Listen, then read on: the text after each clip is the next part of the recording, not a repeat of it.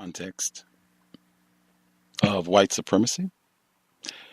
Justice, Gus T Renegade, in for another broadcast, hopefully to share constructive information on the system of white supremacy. Today's date, Wednesday, December 25th, 2013. So I have been told. This is another one. I make an effort to not say that the broadcast is constructive because I don't know. The goal is to replace white supremacy with justice.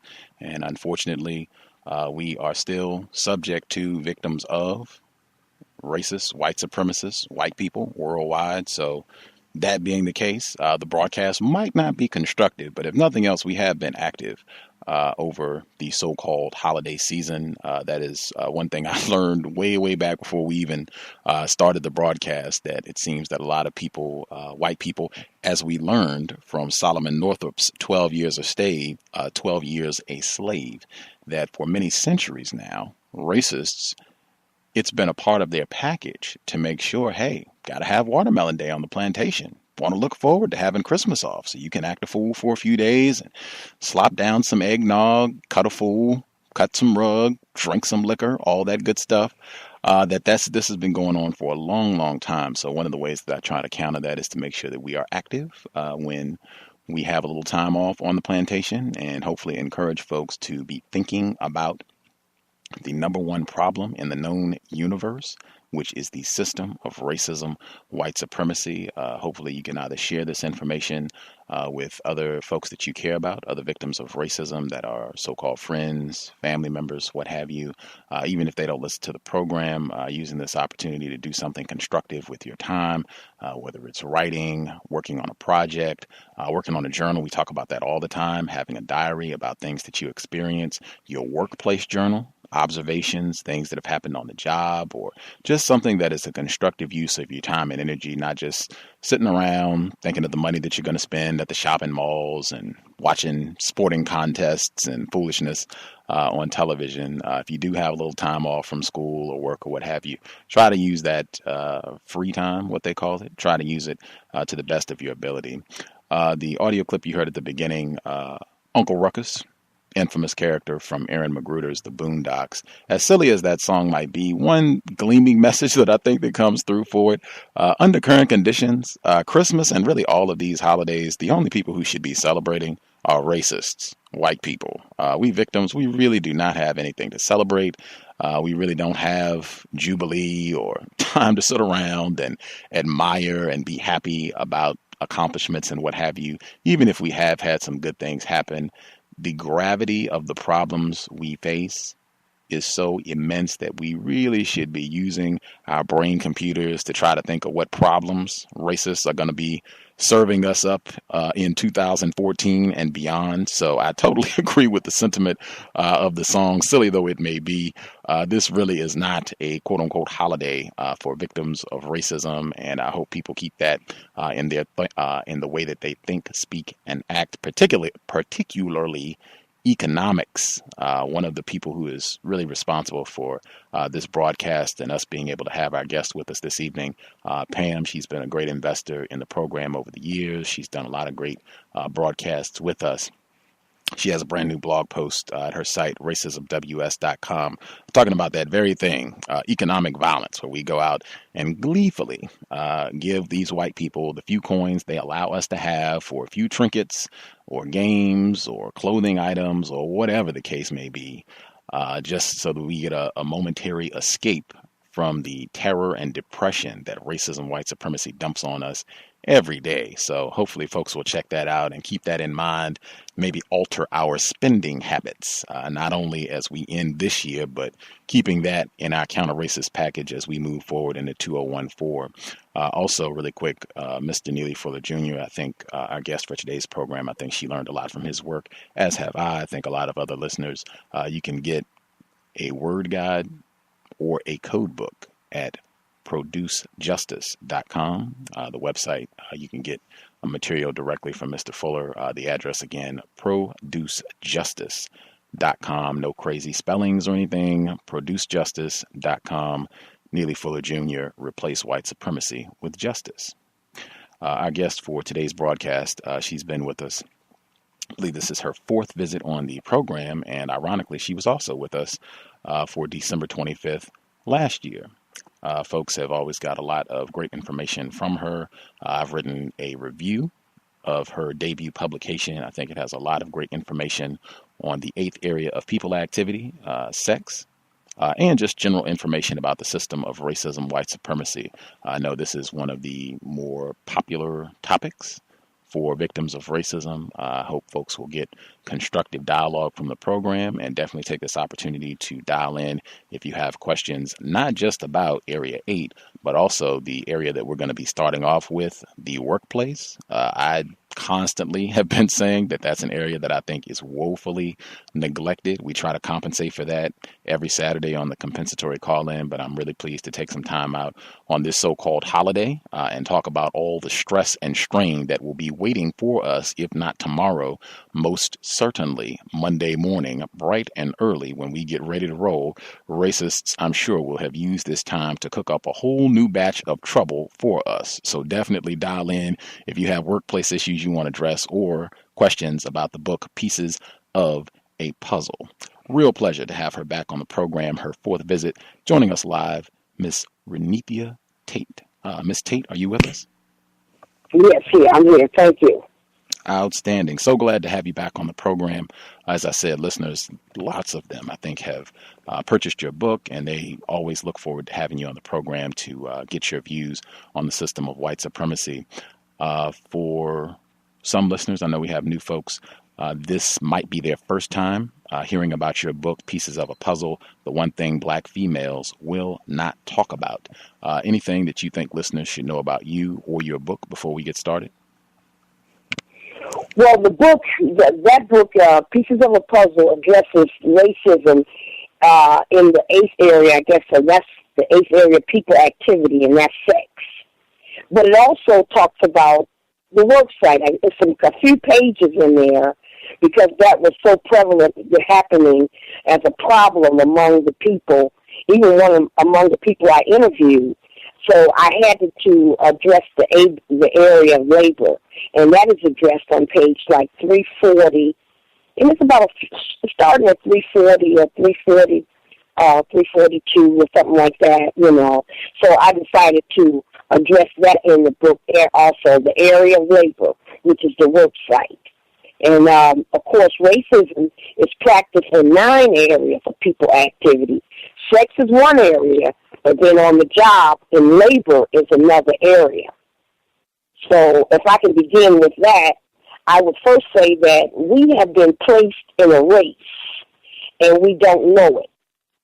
Okay, and that race is played out mainly on the jobs.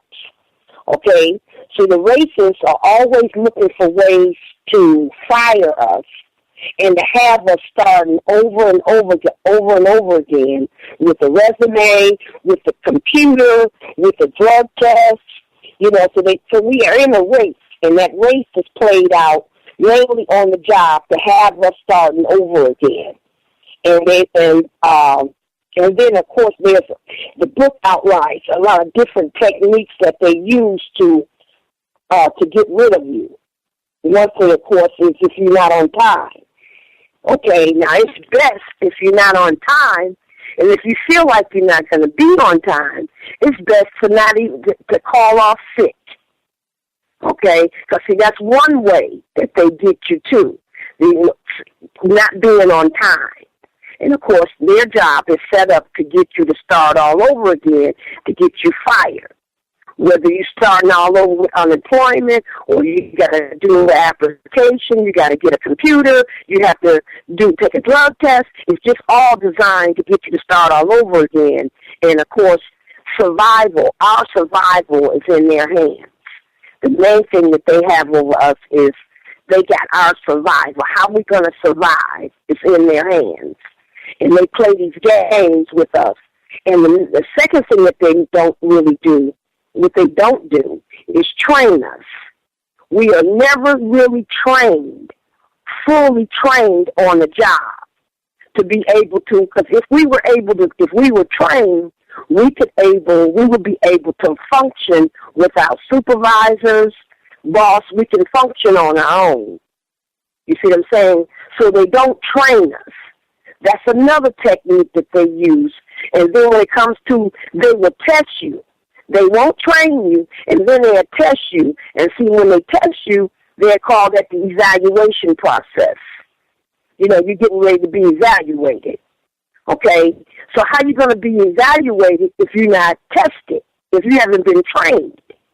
You see what I'm saying? So you can't be tested unless you train, or evaluated unless you train. But those are just some techniques that they use to get rid of us, to get us off the job and things like that. Now, layoffs may be a little different, but mainly they want us to start all over again. And then I have heard people, for instance, I know a lady now who's about 70 years old, and she is still working. She's beyond retirement. She's still working, and she had to start all over.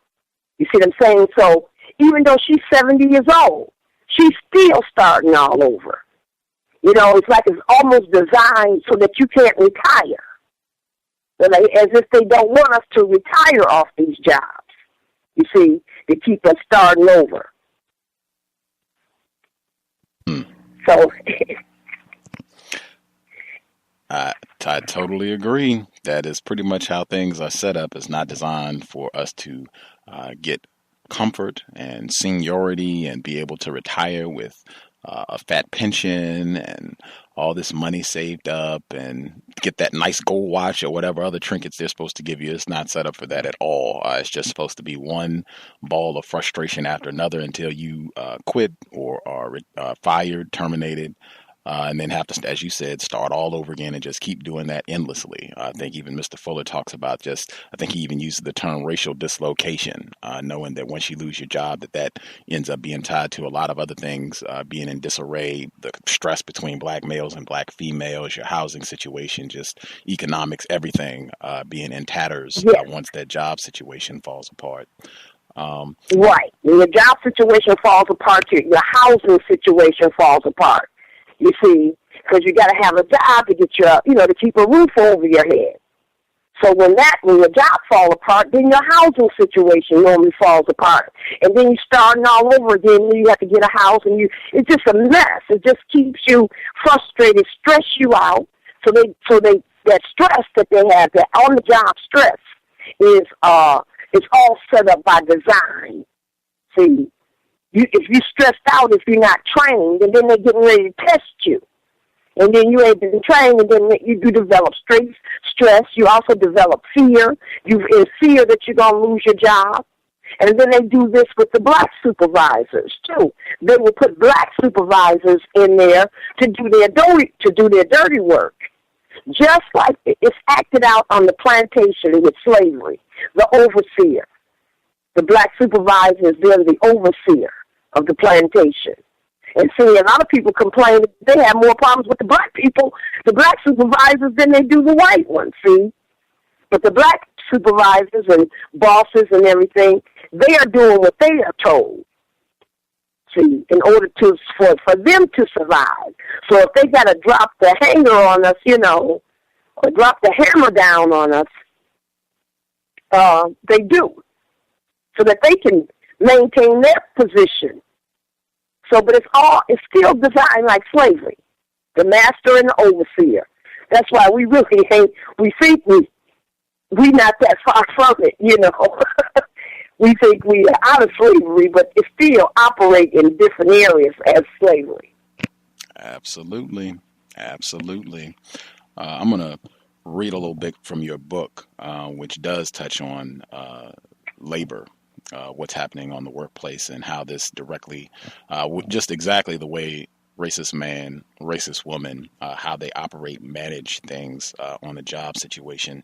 This is on page 338, and I'm actually going to read, it's about 2 pages. I'm going to read this because I think this is solid. I think this will relate to a lot of folks, and then get your response, and then actually have some people have shared different problems that they've had on the job to kind of give you an idea, and then kind of see what you think would be a constructive thing to do. Because it's been my experience that a lot of the problems that people share that Black people are having on the jobs, they're patterns. It's a lot of the same things, like you said, setting you up to get fired either by if you're coming in late or increasing the workload on you. It's a lot of the same things that they're doing to us to Right. keep us in trouble, stressed out, and fired. But this is from the book, Pieces of a Puzzle, the one thing Black females will not talk about, Reneathia Tate. This is on page 338. You write, racism, white supremacy exists in 9 areas of people activity. The area of labor is the 4th area of people activity. However, the code states under the domination of white supremacy, racist white men and women require all people to engage in jobs, any activity, in order for them to survive and or to avoid pain or extreme discomfort. The racist man and woman have a strong hold on the survival of their victims. The racist white men and women gain control over many of the resources non-white people had to keep non-white people dependent on the great white nation. Therefore, the racist white men and women use the fact that non-white people are in fact dependent upon them to their advantage. The racist men and women use the area of labor or the jobs they created to wage their most skilled psychological warfare against all non-white people who are subject to them. The racists play out this psychological warfare with Black people each and every day, making a series of moves against Black people. The psychological attack happens in a subtle-like way and is usually done by racist white men and women to cause stress and fear among their victims, all non-white people, who are working, trying to survive. Most jobs created by the racist white men and women are designed so that white people can watch over their victims for many years until their victims turn age 60 to 65. This is done to prevent Black people from thinking about ways to end white supremacy, racism. On every job situation where Black people are, the racists seemingly operate or set up the job situation like a middle school classroom. In other words, they operate the worksite like we are still in grade school. This is also done to keep Black people functioning as childlike people engaged in childlike thinking and behavior. How do the racists do this? I do not know every detail, but it appears as though they use their Black male or female supervisors to act and function as our mothers and fathers in a parent-child relationship on the job. I also observed on the management level how racist white people will use the word family when talking to Black people on the job. In some cases, they will even send out memos with the words, "We are family," or "Welcome so-and-so to our family," written on it. They also encourage everyone to engage in the childlike singing of someone's birthday at the worksite. This type of behavior is normally done to very small children, and yet as Black people get older and older, they still want someone to sing happy birthday to them. And yet Black people want to be referred to as men and women while functioning and thinking like children. Keep in mind, on the job, that racist white men and women are always reading their victims. This means the racists are always reading what's on their victims' minds. And they can do this by reading our body language, facial expressions, etc. We are in a war. It appears as though the racist white men and women have gotten very addicted to abusing their victims. It is as though the act of abuse of black people, it is as though the act of abusing black people act as some kind of drug for those white people who choose to behave in a savage manner. What then are some of the psychological moves made on the job by the racist white men and women?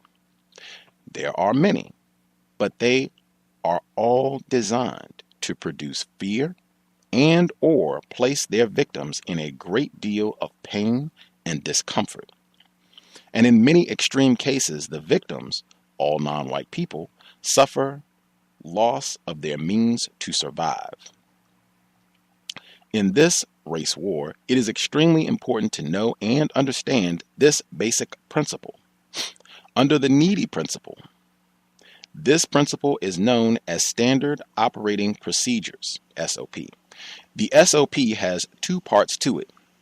First, it is standard operating procedure for racist white men and women to hire a black person, then set up ways to have them terminated, or for the black person to quit the job. This goes for all non-white persons, and all non-white people should always keep this in mind whenever they are going on any job under the system of racism, white supremacy. This happens if even their employers or supervisors are non-white. I'll read that again because I think we get confused by that sometimes. This happens even if their employers or supervisors are non-white. All non-white people should say to themselves when going on a job for the first time or any time, these people are looking for ways to terminate me or to force me to quit.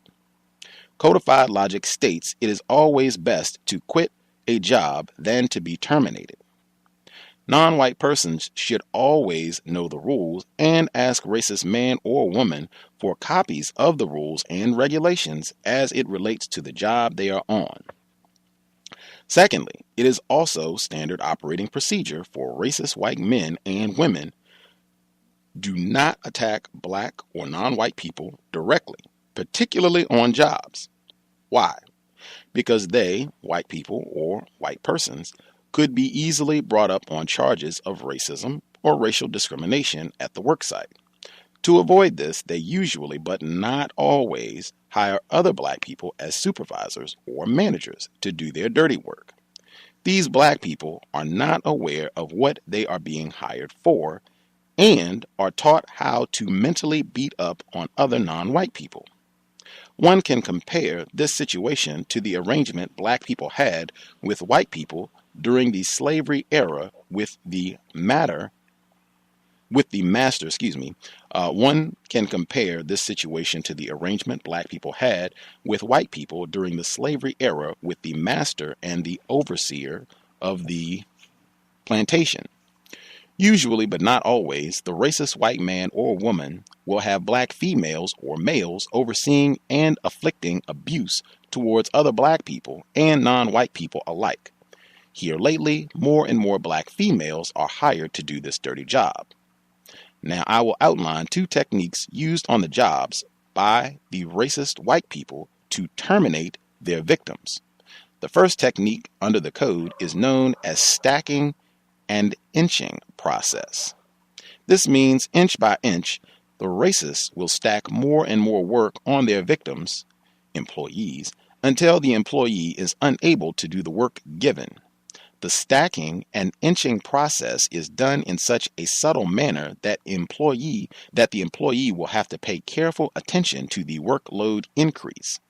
The employee, normally a black person, usually does not become aware of the load increase until it is too late. The employee will become overwhelmed trying to complete the many tasks given and will also begin to make mistakes, and when done, the racist white men and women or their non-white supervisor will have grounds to legally terminate the employee. The racist white people also use the stacking process in housing discrimination against black people.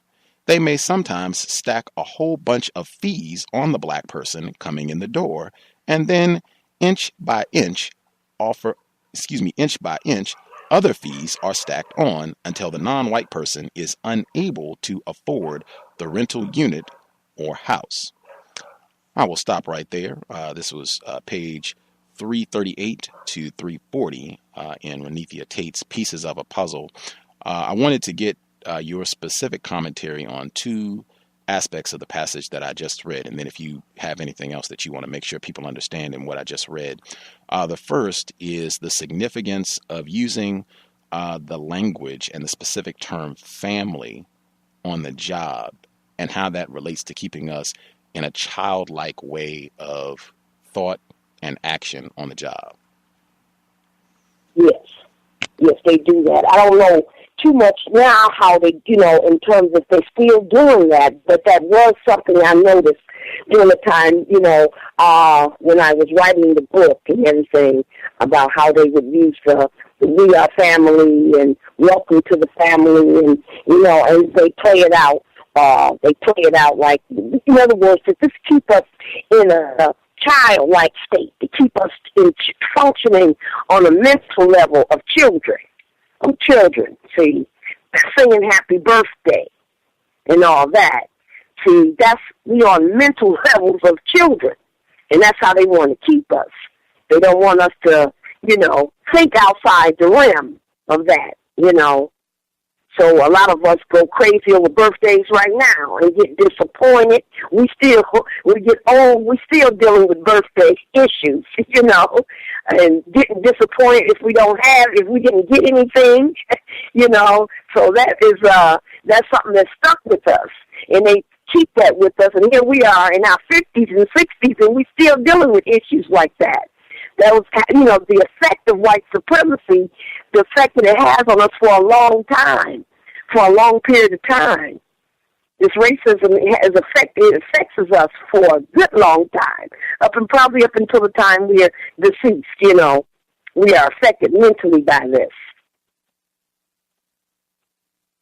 Absolutely. That word family, I know I have seen it over and over and over. I think almost every job situation that I've been on, they use language like that. Welcome so-and-so to our family. And I like to think of this company as a family, even on my job or just hearing other people in the way that they talk about their job. It's set up as a family. And the normal family structure, you have a mother, a father, children. That's the typical family structure. So if that is the way the workplace is operating, one would have to think, now, where do I fall in this quote unquote family? Am I one of the parents? Am I one of the children? Like, what exactly, is the relationship going on? And I think another aspect of the danger of just that type of language and why it's dangerous for non-white people, I can quote Mr. Fuller right here, when you do not understand racism, white supremacy, what it is and how it works, everything else that you do understand will only confuse you.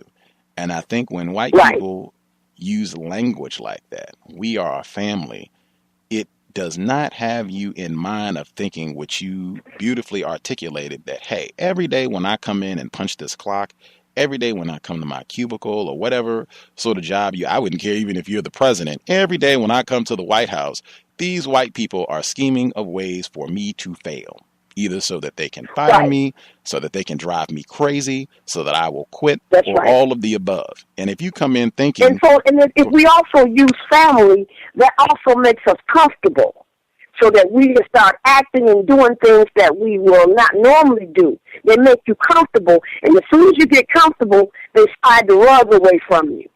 They want you to get nice and comfortable on these jobs, and that's not a job. It's not the workplace is not an environment where you make friends. The workplace is really kind of a hostile environment. But they want you to get comfortable. So they use, families like, words like family, so that you can get comfortable, and figure you can do what you want when, you with family, you see. And then when you make a move that, that's not in the policy, you see, then they pull the rug from underneath you. This is why I had said in the book to make sure you get a copy of all the policies up front. Get a copy of the rules and regulations as it relates to the work site.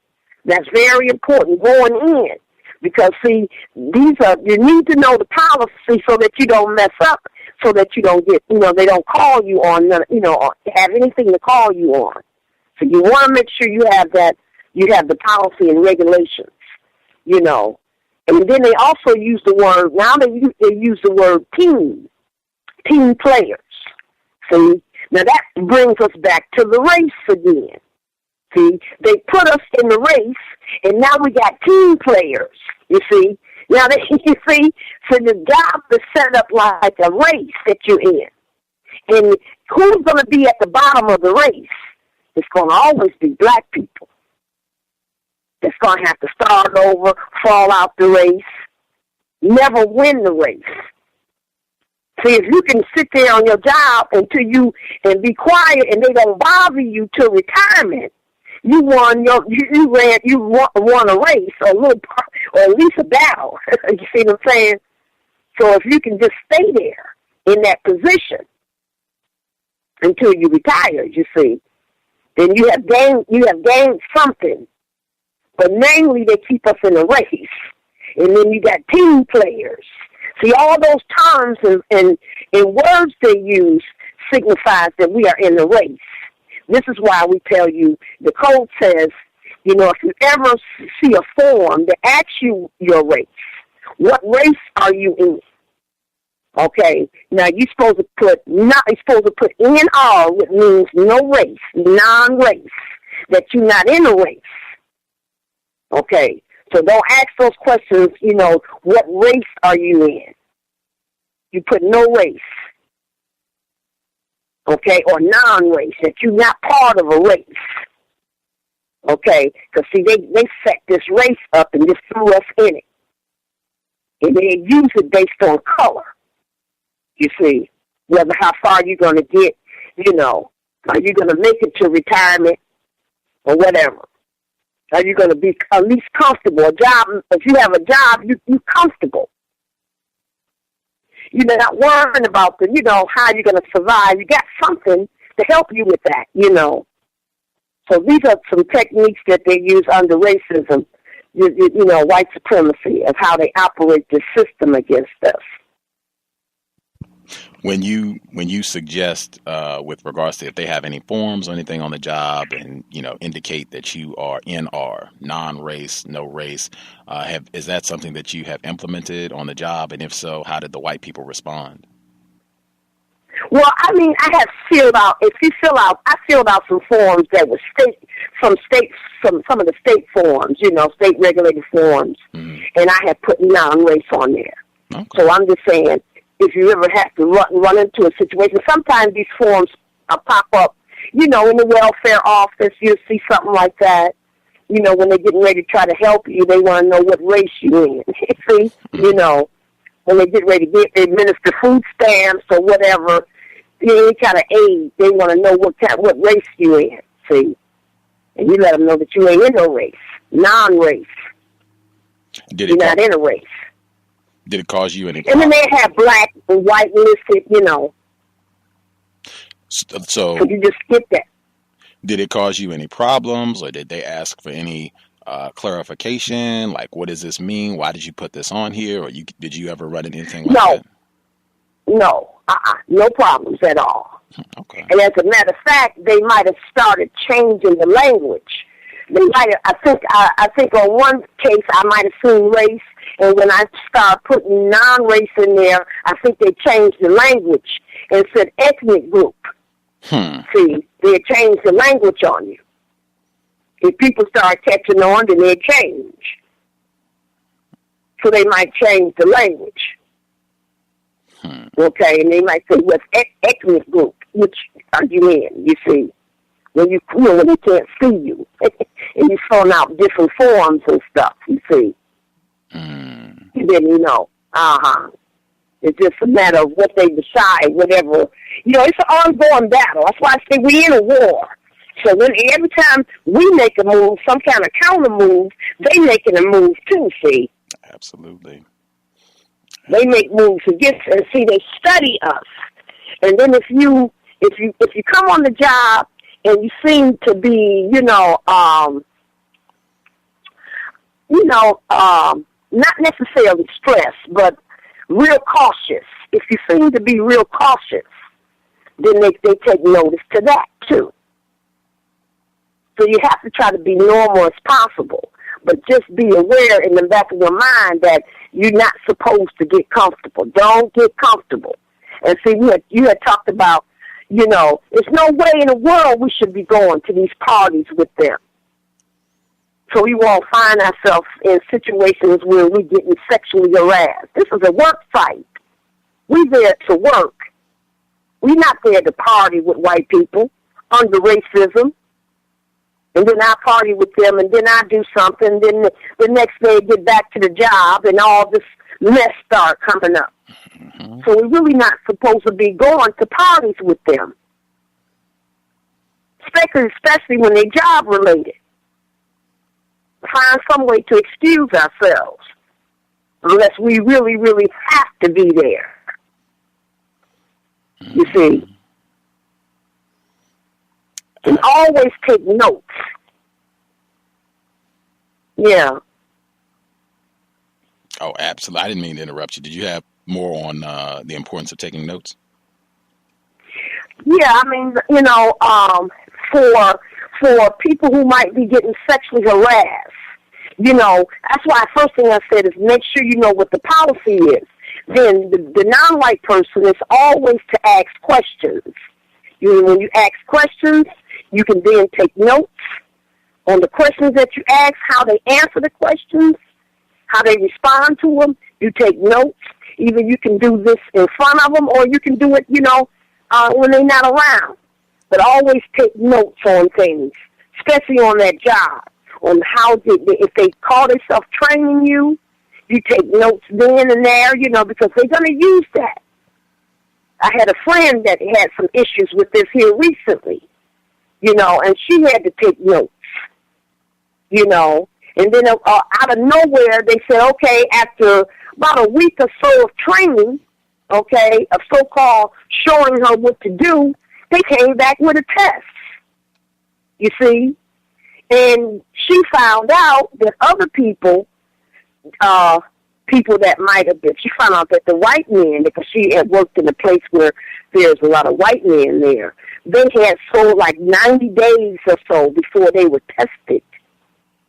And she getting tested within 2 or 3 weeks. Wow. And they had something like 90 days before they were tested. You see.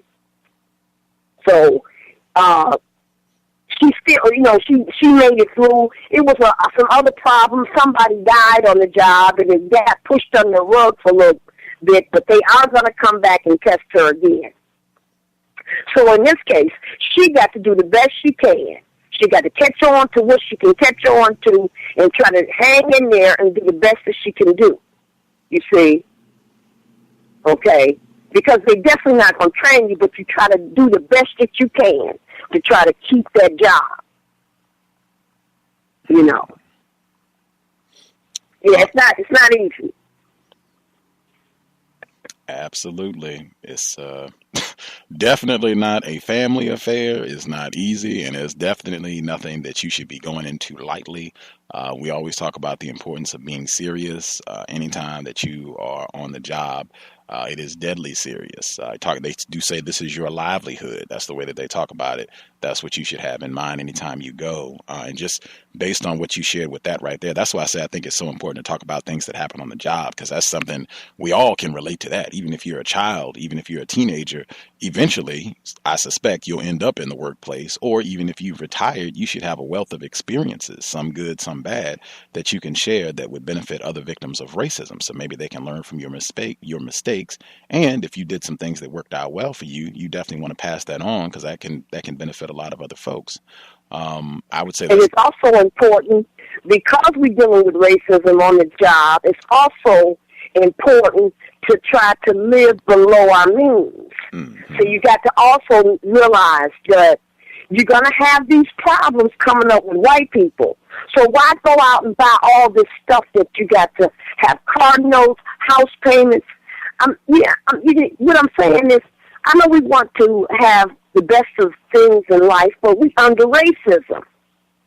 We're going to have to live below our means, get comfortable, get someplace, get comfortable in that place, because eventually they're going to have you moving around. They like to keep us moving from house to house, place to place, keep us all mentally messed up so that all this stuff is designed so that we don't have the time to talk and study what they are doing to us, racism, white supremacy.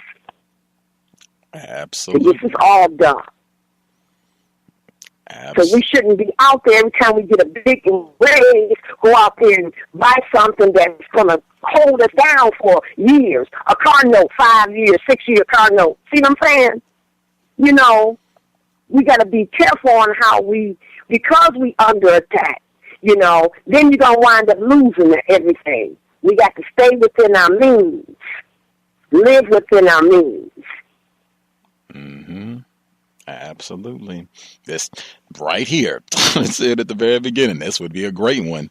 Not going out and wasting a whole lot of unnecessary money around this time of year, celebrating when war is being waged against us. It's just not logical behavior to celebrate while war is being waged against you. Even white people, they have what they call rations that are infamous. When they go to war, you have rations on things that are frivolous, things that are not direct needs. You don't do as much of that.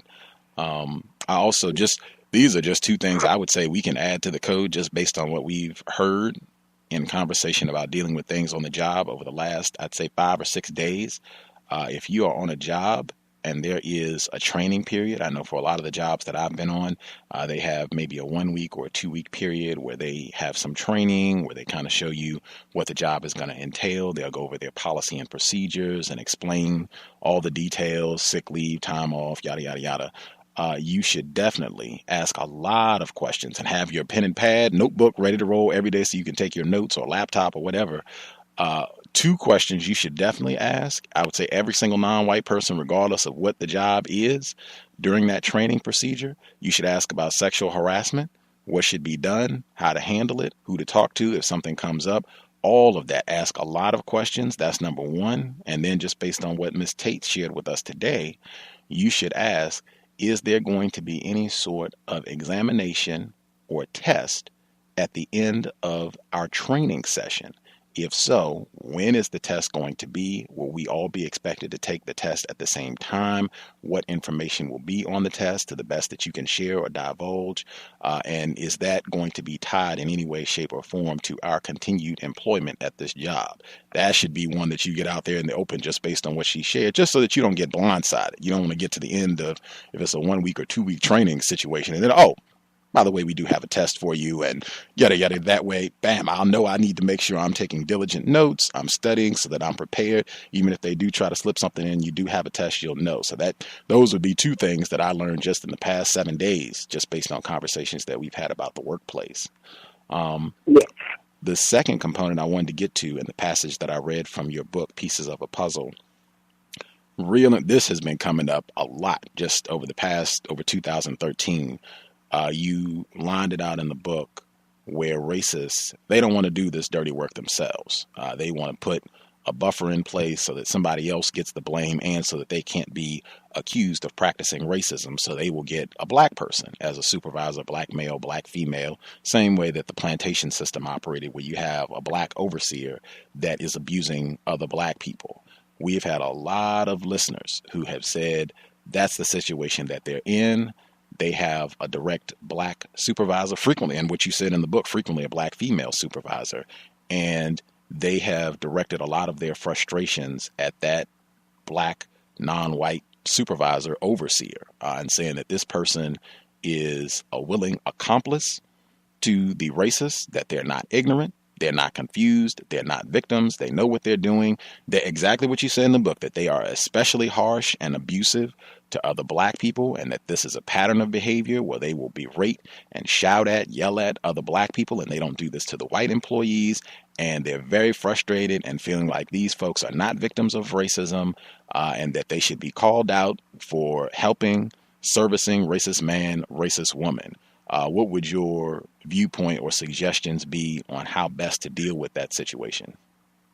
Well, first of all, they still victims. Any black person that if they're a supervisor, they're still victims of racism. They still, but see, they got to survive too.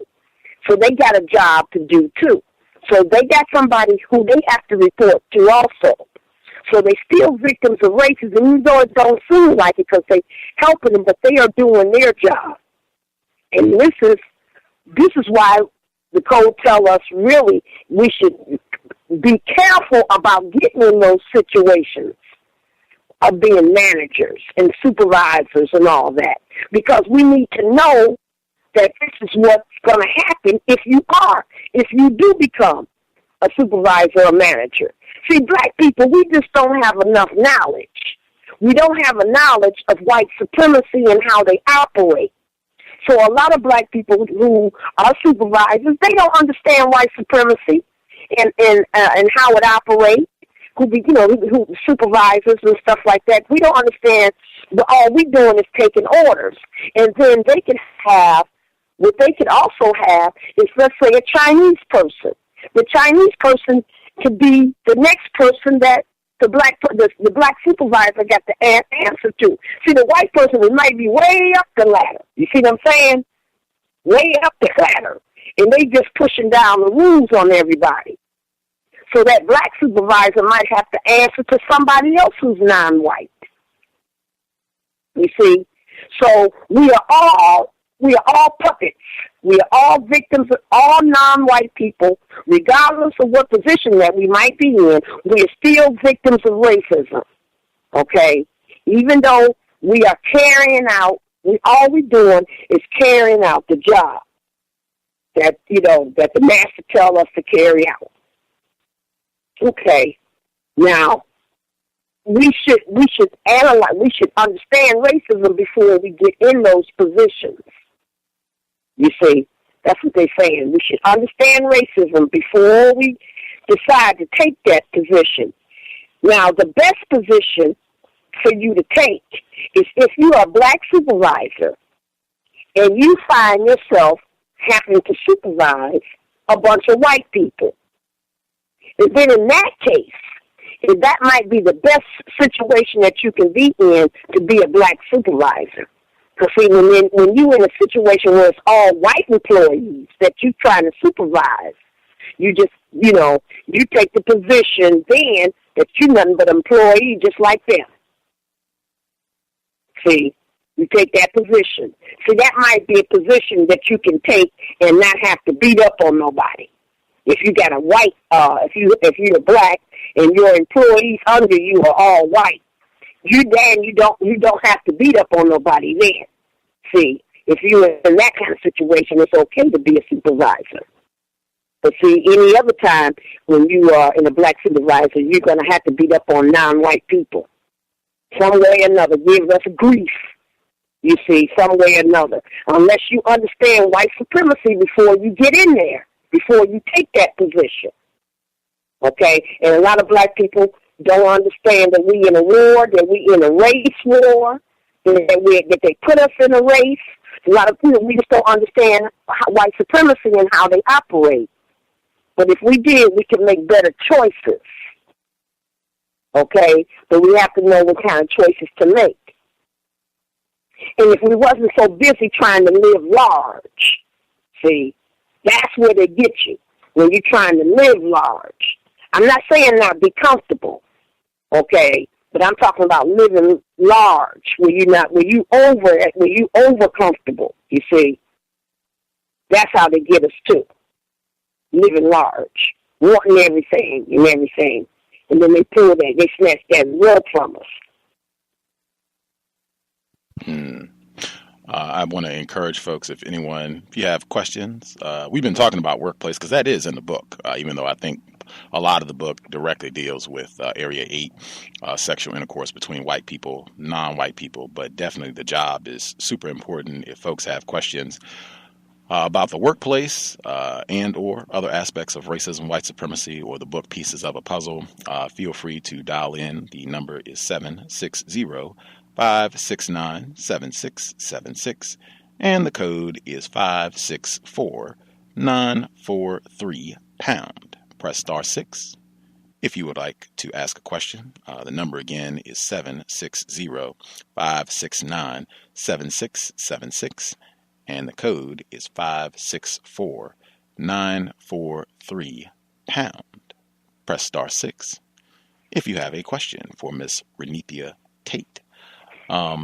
Real quick before I hit the phone lines, well, what is your view then, since you said, hey, if you get a quote unquote, if you get the title of supervisor or whatever other name that they put on it, where basically you are overseeing other victims of racism and you are put in position to kind of scrutinize them, beat up on them, tell them that they're messing up, kind of crack the whip on these other black people. And you said, hey, if that's what a lot of these quote unquote supervisor positions, that's what it's going to entail if you are a black person or even a non-white person, period. Right. What would your position then be for folks who say exactly, and they should be held accountable? You take these positions and you go in and you're beating up on other black people. Your hands are bloody. You're helping out the racist. You're beating up on other victims of racism, and you should be held, quote unquote, accountable for doing that. What would your response be? Yeah, I mean, they find that once they in a situation like that, when the black employee want to retaliate, and some of them do, of course, they get hit too. You see what I'm saying? They get hit first, and it's unfortunate, So if they're already in a bad situation, and they get, hit too. Because some employees, black people, retaliate against them.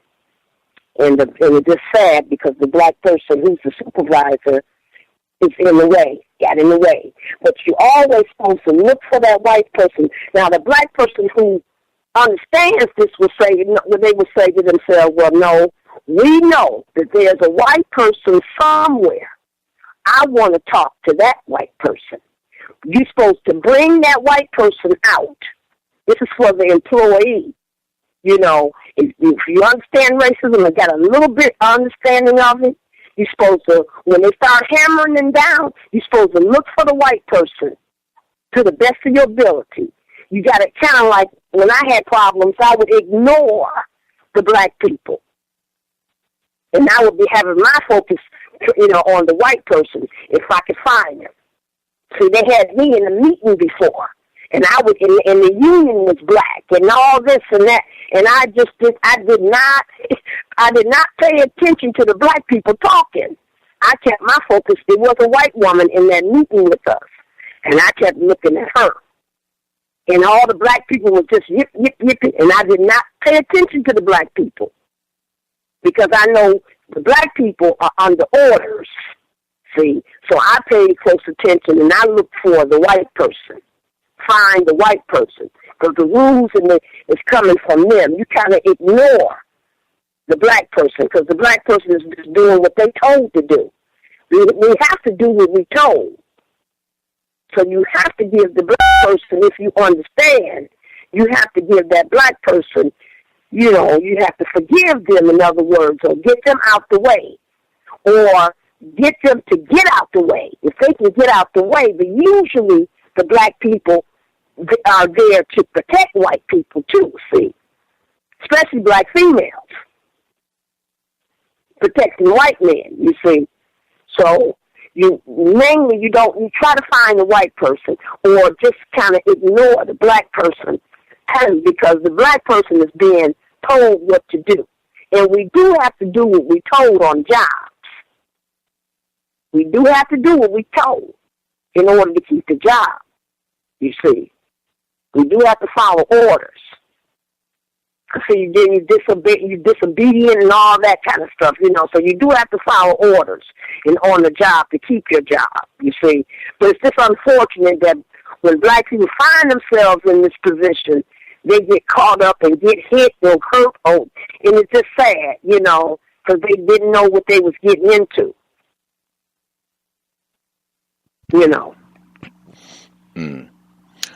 Context of White Supremacy. Reneathia Tate, author of Pieces of a Puzzle. Folks on the line, just give me 1 second. I'm going to you all directly. Just one other quick question I wanted to get in before I hit the callers.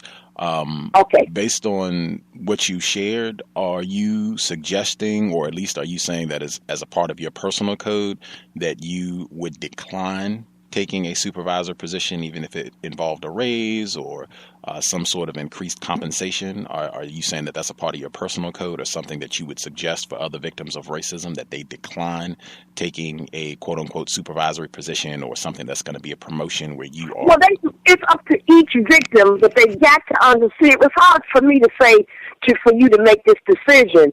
You got to understand racism first. Then you can make decisions based on understanding racism. But we got to understand racism first. And we're just saying that on the job situation, this is how the setup is going to be. Now, if, like I had said earlier, if they find out that they're going to be supervising white employees, they're not going to have black people beating up on white people. That's just not going to happen, you see. So that might be a good position to take. Okay? But, you just got to give black people information and let them see what kind of situation that they're going to be in, and they can make the best choice. But we can't make no choices if we don't have information. So right now, we just giving out information so that they know what's going on. We're trying to help black people understand white supremacy so that we can make better decisions. So the decision is going to be based on, because everybody's decision and everybody's situation is different. And we don't know what might arise in their situation, but information is power. The more information you have, the more decisions and constructive information that you get, the better your decisions will be. You can make a better decision. Mm-hmm. Amen. Yes. Amen. One thing and I'm not giving a suggestion on the supervisor thing either, whether to accept it, decline it. I'm very much a fan. Workplace, that's really where you gotta take, because you are the person that has the most information about not only yourself, what you can or can't deal with, the job that you're in, the personnel that you're going to be around. You're the person who has the most information about that, and you're going to be the one that's directly impacted. Everybody else is just, quarterbacking from the sideline and offering their little 1 cent advice or what have you, and that's about what it's worth often. But one thing I would say is that under the system of racism, white supremacy, if you are supervising other black people, other non-white people, victims of racism, one thing that I might remind them of on a daily basis, just so that it's a habit, and really hopefully so that it can stimulate them thinking more about who is really in charge, I would remind them on a constant basis. I might have the title of whatever your title is, but I am not the person who runs this company. I do not own this company. I am not the one who is making the chief decisions about what happens here. I have a boss, and I too do what I am told. I would remind them of that on a constant basis so that they get, hopefully, at least some of them, will get a deeper understanding of whatever is happening, even if I'm always the one who is bringing bad news and the person who has to terminate black people or whatever. I'm always the one that's having to do write-ups and do bad things, cracking the whip, so to speak, on other black people. I would be letting them know this is coming from other people, even if I'm not saying that directly. I am not in charge of this company. I have a boss too. I, like you all, I do what I'm told. I would make that very clear to the folks, even if I'm in a quote-unquote supervisory position. That's correct. Yes. I will go ahead and hit the phone lines. Folks, if you want to dial in, I'll give out the number one more time, 760-569-7676, and the code is 564-943#. Press star 6 if you have a question for Miss Reneathia Tate. First person that dialed in, the founder of the Black Talk Radio Network, Mr. Scotty Reed. Mr. Reed, your line should be open. Greetings, Gus, and to the guest. I believe that your name is Reneathia. Is that correct? That's right. All right. Greetings to you. I have three quick things and then a comment on the supervisor. I've been on both sides of that issue. Being a supervisor and dealing with a black person who was mistreating other victims of racism who was in a supervisor position over me. But the first thing I just wanted to add on to the part where you were talking about taking notes and what I would advise people to take notes not only when they are being, let's say, personally counseled, like called into the office and given a review or whatever it is, whatever you're having a one-on-one with your supervisor for, but any meetings, any employee-wide meetings, things being discussed, take notes. I would even take my voice recorder with me and put it on the table and record everything that's being said. That is one thing that I learned, is to always take notes, be meticulous in note-taking. One of the other things, workplace sabotage. Unfortunately, I haven't had an opportunity to purchase and read your book, but I did hear you the last time you were on the C.O.W.S. Does your book talk about workplace sabotage? That is something that I experienced the last time I had a job on a plantation because of I was let me just tell you briefly the situation. I worked in a dye lab. What we did was we mixed dye according to a formula. Then we had to dye the cloth. All of this was, the formulas were computerized. Then you had to weigh everything out by hand and then put it in a machine that, dyed the material. And so it would either pass or it was fail. And because I had one of the highest passing rates, as well as the crew that I was supervising on third shift, the first shift guy, a white male, would sabotage my work, would try to slow me down by hiding the folders that contain the formulas and all the information needed to do your work. And I found out through another white person that, when you can't find the folders, that's because he's hiding them from you, because I would have to call all of our supervisors late at night. I'm working third shift, 2, 3 o'clock in the morning. I can't find this folder. I can't find that folder. This has a due date by such and such date, so I'm just calling to let you know I can't find the folders. So in your book, or have you had any personal experience with workplace sabotage? Well, no, I didn't have any experience with that, but we know that what white people do, they do set up situations. That's why I talked to you earlier about, I'll say the environment is really hostile. They're looking for ways to get you fired or get you demoted or get you out there on the streets. So any way that they can, so sabotage is going to be part of that, to get you demoted, where you can't pass your tests that you're supposed to pass. If you're doing good, they want to bring you down from that, that pedestal. You see what I'm saying? So yeah, we know that all of it is designed to get you out the door. Okay. Okay. Or either have you demoted. And then if once you get demoted, then they still gonna come back on you again to get you out the door. They're gonna come after you again. You see what I'm saying? So it's never ending. And it's not too many jobs. Sometimes they say if we can get a job where they don't notice us, and then that might be the job that we need to take, where we not noticed. You see what I'm saying? But it's not that easy to find those kind of jobs. You see what I'm saying? Right. So, but if we had a job that we can't really notice, where they don't come looking for us. See, they'll come and look for you. You see, and if you ain't into nothing, they want to get you into something. You see, most of the jobs that I took might have been for that very reason. I would always prefer to work third shift, where it is basically a skeleton crew. All of the quote unquote decision makers, big people, they're not walking through, they're not observing. You're pretty much left alone. So I've always preferred third shift jobs.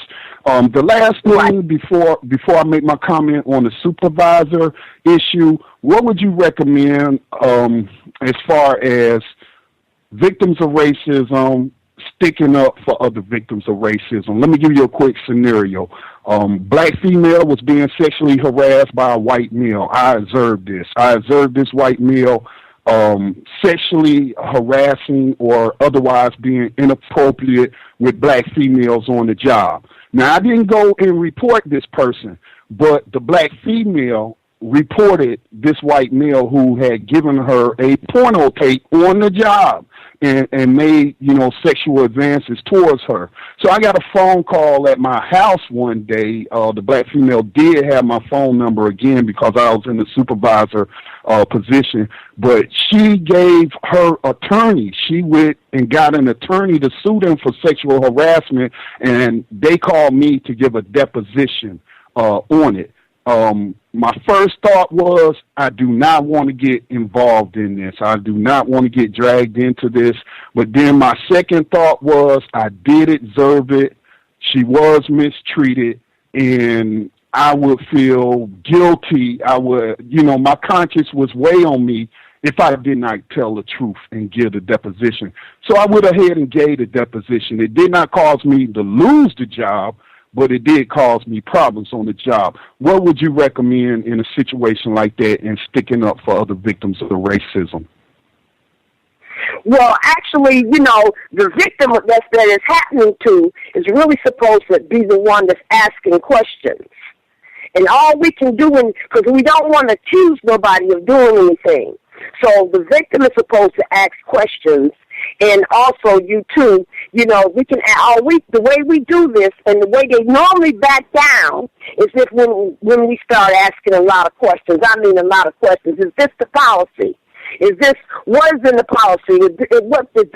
What type of, this kind of sexual harassment, is this going on? Does this happen quite often? Just a lot of questions that we are supposed to ask. When we find ourselves in this situation, we don't want to accuse nobody of nothing. But the victim of racism is supposed to be asking questions too. She's the one who's supposed to be asking these questions. You see? Maybe I wasn't. I didn't explain it. She did. She was asking the questions through an attorney. She went through what I felt like was the appropriate channels. The attorney just simply asked me questions about if I saw this, if I witnessed that, and I did see it, and I did witness what they asked me about, and I was just simply truthful with what was asked of me. I think you did a good job. I think you did the right thing. I mean, you was asked questions. Somebody took a deposition and they asked you questions, and you just answered the questions as truthful as possible. So I think you did the right thing because they really put you in it. Okay, they kind of, the way I'm understanding it, they called you and asked you for a deposition. They kind of like put you in it, so you couldn't do nothing but answer the questions most truthfully to their, to their ability, your ability. The reason I think you did a good job. Thank you. Because no, I didn't go and report anything because some of the black females were receptive to his advances, but this black female was not. And, I asked the question is because I feel like some people out there, they would have just lied and say, no, I didn't see anything. And they would allow, this woman to be this black woman to be further victimized. And so even though I was putting myself at personal risk, I felt like I had to tell the truth. And so the last thing I want to say, I know there's other callers, the last thing I want to say is I'm not going to say I disagree with you on the supervisor issue when a black person is in a supervisory position, that they're just following orders. I'm not disagreeing with that. I just have a different perspective because I do agree with what you and Gus just said about, there are certain things that where we have more information, then we have to make those decisions for ourselves, like whether we even want to take a supervisory position. But in my position, I've had several supervisory positions where I was, quote unquote, overseeing black and white people and other non-white people, both in the military and in the civilian world. But nobody asked me to mistreat anyone. And even if I had been asked to mistreat someone, I would not have been following those orders. Okay, I'd have just been finding another job. Okay, because we were doing the book study. Gus just had a book study on Nelson Mandela. And the passage was read about where this white magistrate demanded that this black person go and purchase some stamps for him, and he refused to do it. And my comment on that was, well, it takes black people to participate in the system of white supremacy. And if we don't participate, then, I'm not going to say that the system is going to come to a screeching halt, but it's going to be hard for them to run it smoothly. And so I feel like that as victims of racism, there's no excuse for us to mistreat other victims of racism. And you know what they say about, the Nazi guard, I was just following orders while I was gassing these people. I just feel like, we have to take a stand, even if that means that we are going to lose something personally. And, I have lost jobs because I have taken a stand, to act on my principles, and even when I was not codified as I am now. So I just feel like, and as far as retaliating against that person, there's nothing you can do, really. You know what I'm saying? How are you going to attack that person? How are you going to cause him any problems? He just following orders. It's best that you either find somewhere else to work, ask for a transfer, or, do whatever you can to minimize contact with that person. But I don't think that person should be excused as just following orders. But that's just my opinion. Thank you for taking my call and allowing me to spend this time with you. Thank you. All right, thank you. I do want to mention that when white people don't do stuff in there, they do stuff very subtle. White supremacy racism is a subtle.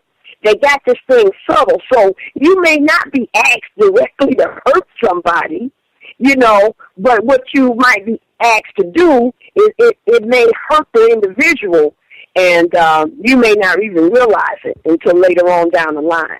They don't do nothing directly. Yeah, they do it very indirectly.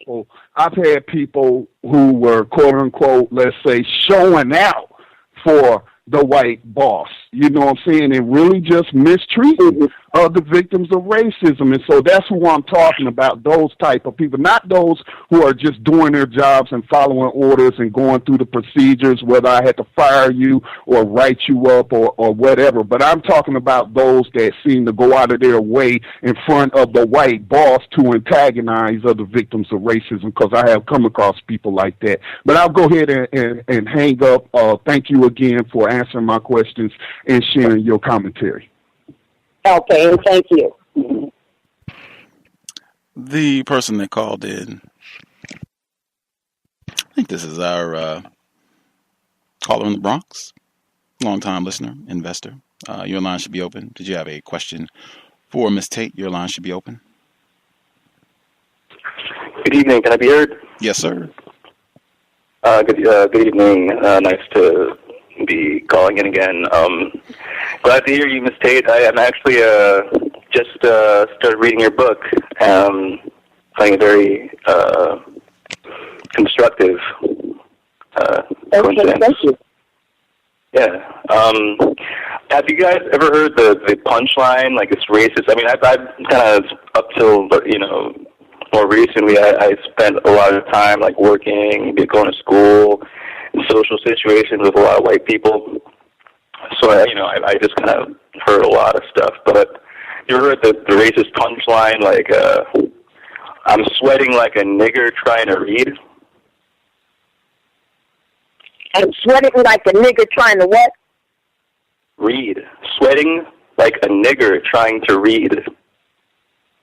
Okay. No, but but it doesn't surprise me, Yeah. Different comments about being niggas. Yeah, right. I mean, your book has a lot of really information that could just be very constructive, and I guess that wouldn't be good for white people. So, but I just wanted to make a comment about and then a couple questions. Like a few years ago, I was working at this restaurant in Denver. I've got a lot of incidents from this place. I was the only non-white person working there.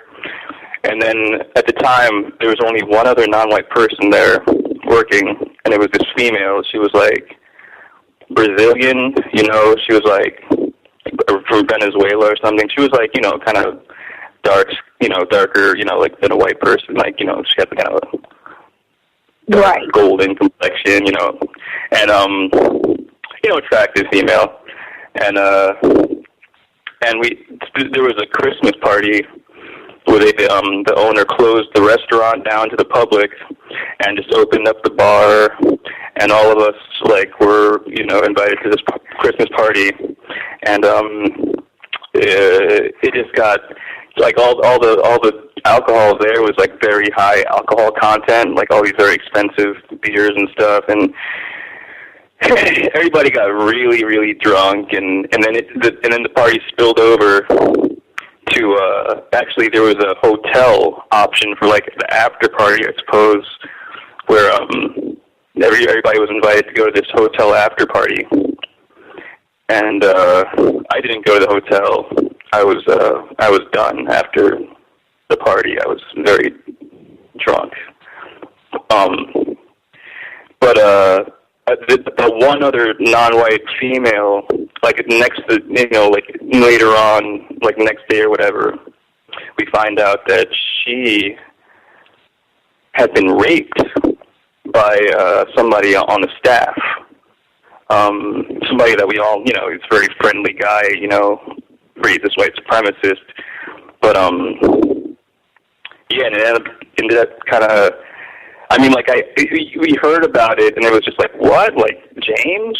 Really? And then, at the time I was more, I wasn't really clear on the whole racism, white supremacy thing, but just, just the workplace situation and then the racism, because, I guess, white guys have to have access to the non-white females, but, yes. Well, this is why we're saying, these type of things will happen if you don't understand racism, white supremacy, and going to party with them. See, the fun that black people let white people have should just stop. Stop all the fun that white people are having with us. See, this is fun. And we can stop this fun. There's some things that's in our power that we can do. And we should stop the fun that they having. So let's have a party. No, we working together. We ain't got to go to no Christmas party. We don't have to do these things. We don't have to. They're not pulling our legs saying you got to come to a Christmas party with white people. White people got to produce justice. And that's the standard that we should hold them to, and stop letting them have fun with us. We're supposed to stop all this fun having. They're having all this fun with us until they produce justice. Mm-hmm. That's what we say. Stop the fun. We don't have to go to no parties with them. Okay? Cut all that out. What we doing partying, and we're subject to racism. We go to a party, then Monday morning, we got to come in, and then you don't want them to know what we don't want them to see us. You don't want the employer to know that you got drunk. We don't want all that. Because you're not in a family with them. Okay? See, you're not in a family with them. A lot of times we can't even tell them. I have seen where people have went out and bought cars, nice cars on, and they, brought the car, took the car to the job. Then they start having problems on the job because the white people don't want to see you with nothing. They want you to see you with, you got a brand new car. Who do you think you are? You see? So I have seen that on jobs too, where we go out and buy something expensive, and we come back to the job and they see it, and then they give us a hard time. See, so no fun. I'm saying cut all this fun that white people are having with us. We have to cut that out. Don't go to no parties with white people. White people got to produce justice. Then we can party. Produce justice, and then we can party and have fun and all the other kind of stuff. But you don't want to go to no party and then you got to go to work with that person the next day or the next weekend or after the weekend. You see, we don't have to be that comfortable. We don't get that comfortable with white people. That's too comfortable. We are not to get that comfortable with them. I think a lot of the circles that I was in before I became more like informed and just aware of white supremacy as a global system. It's like the circles that I would be in. It was very unusual if I would see a non-white person. So it's like I feel like the people that would be in those situations would kind of feel special.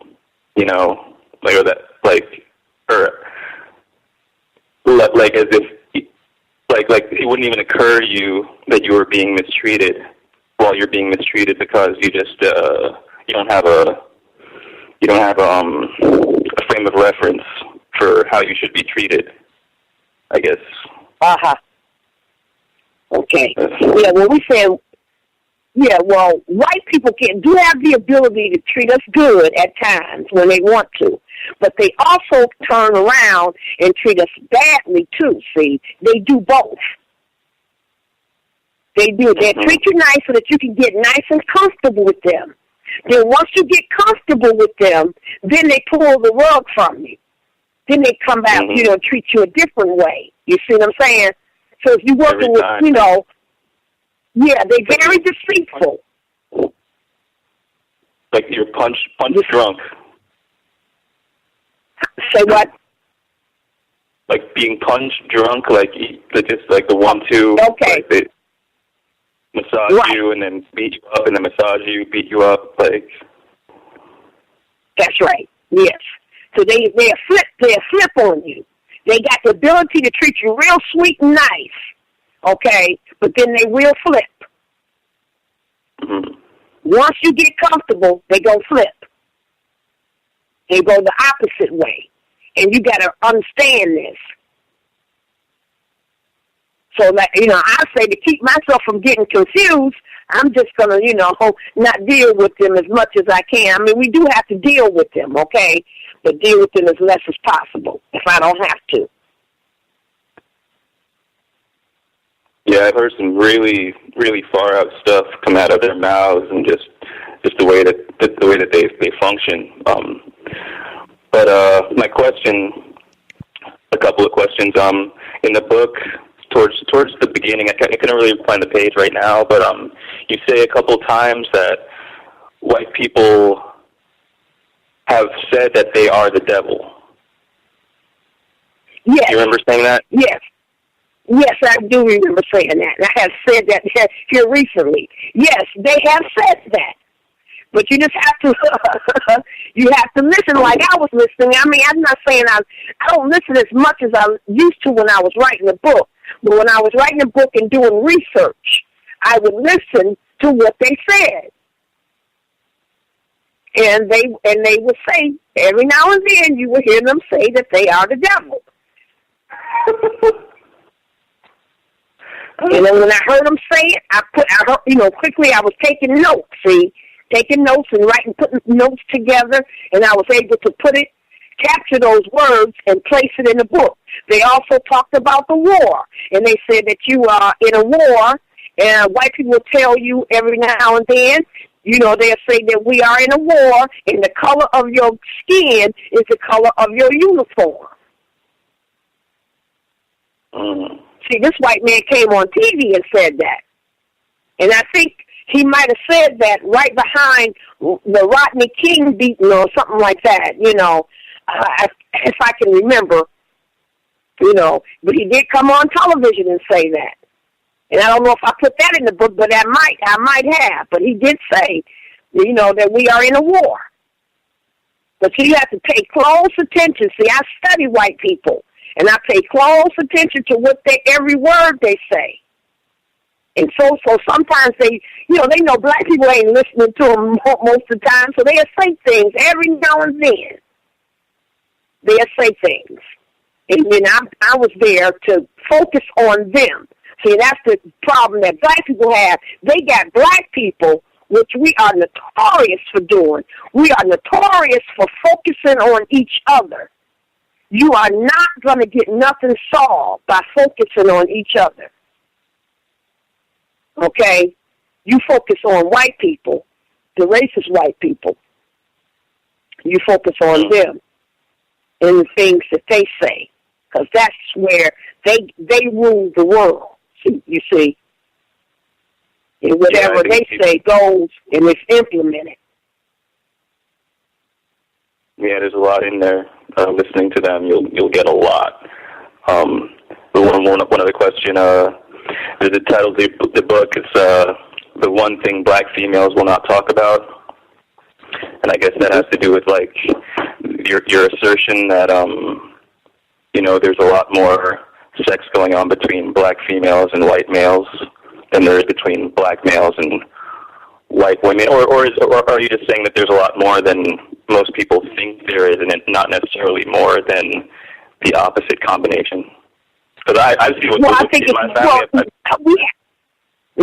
Go ahead. I'm sorry. I was just going to say that I have some situations in my family, some very devastating situations with people very close to me that, like, I would completely agree with that. Black women don't want to talk about that, but well, it's actually it's more females right now. We got more black females than there is black males out here. See, the numbers of the black females, we are overpopulating the black males. See, that's what they say. The black male got about 2 or 3 women he can have, because we overpopulated with black women than it is more. There's more black women on the planet than we have black males on the planet. You see, so that's why I said the numbers are high with us, because there's more of us, you see. So it's that they're not talking about it, so we don't know about it, and also that just the numbers, there's just more women, so that's just kind of... Yeah, that's one way to look at it. It's more of us than it is, than it is the males. And we are still not talking about that. That's a subject that still you don't hear every day. That's not an everyday subject. You still don't hear that subject too often. It's still kind of quiet. I'm still probably the only one that will really come out and talk about it, what's really going on in that bedroom, Everybody going along like everything is fine, and it's not, And, and like I said, they go after the ones that's real ignorant would be the ones, the young ones, 18, 19, 20s, the ones that's real ignorant about white people would be the more innocent, the innocent and ignorant. You see, that's who they go after. The young ones. Mm-hmm. Did that take care of your... They're the ones who don't know. See, there's no information passing. We are not passing down information, so there's no information passing. Information has never passed. Even throughout slavery, we should have known some deals. We've known about being raped, you see. A lot of information, so they just stopped raping. What they did was put it into a high-tech form. They made it high-tech. They're still raping you, but it's just really different. It's more skillful, you see. Okay, it's more skilled at it. they was able to perfect that over the years. Okay. So they able to perfect it, so they still doing it, but it's real subtle. You know, it's real in a subtle form. Right. Thank you very much. It's still happening. Definitely. Wait a minute, what did you say? I'm sorry. I was just saying, agreeing with you. I was just saying thank you very much for answering my questions. And okay. All right. Thank you. All right. Yeah. The person that dialed in, caller at 4586. Did you have a question for Ms. Tate? Your line should be open. Greetings to the host and greetings to yes. Evening. Can I be heard? Yes, sir. Yes, sir. Good evening. How you doing, Ms. Tate? I got a copy of your book and I bought it earlier this year, and I came across it. I was curious as to the effects of rape that white men on black females had, and I was just curious because we always hear about how white men rape black females, and I just was curious on the effects of it because like you said, all these times, all these centuries that we've been living in this country, we're dealing with these people. It's like how have we recovered from that trauma? And so I just was curious, and that's what brought me to your book. But my question is, I don't know if you are familiar with Noble Drew Ali. It sounds familiar. Yes, ma'am. And he has a quote that says, the European will not stop. He was talking about European meaning white people. He's saying the European will not stop until they face death and look death in the face.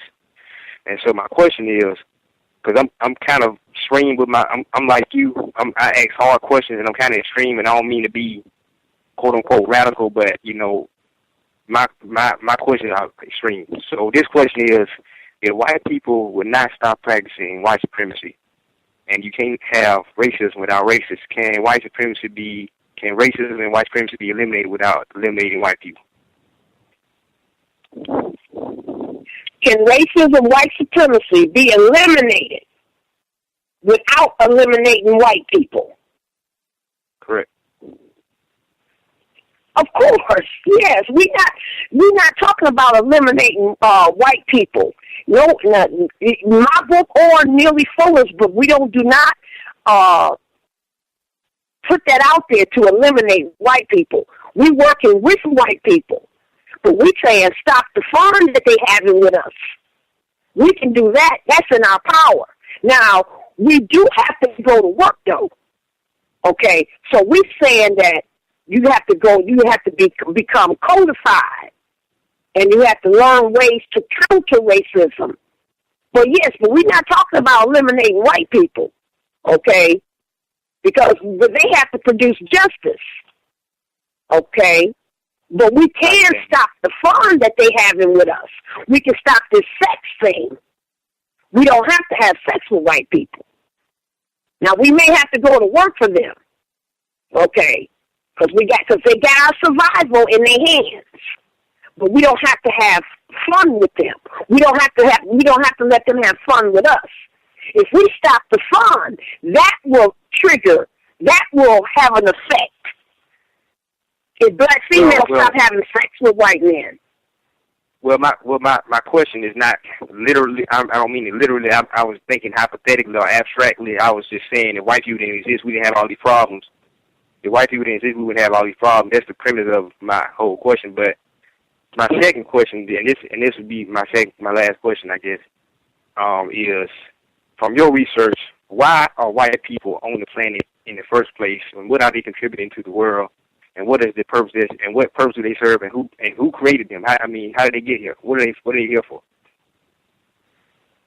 And the reason I ask that is because a lot of people say that white people are here to be our opposition and to make us stronger and to oppose us and to make us greater and to make us mentally strong. I hear all these things, but we were doing things before they were even created. So my question is, what purpose do they serve? I mean, all they doing is just killing us and making our lives miserable. I mean, what purpose are they here for?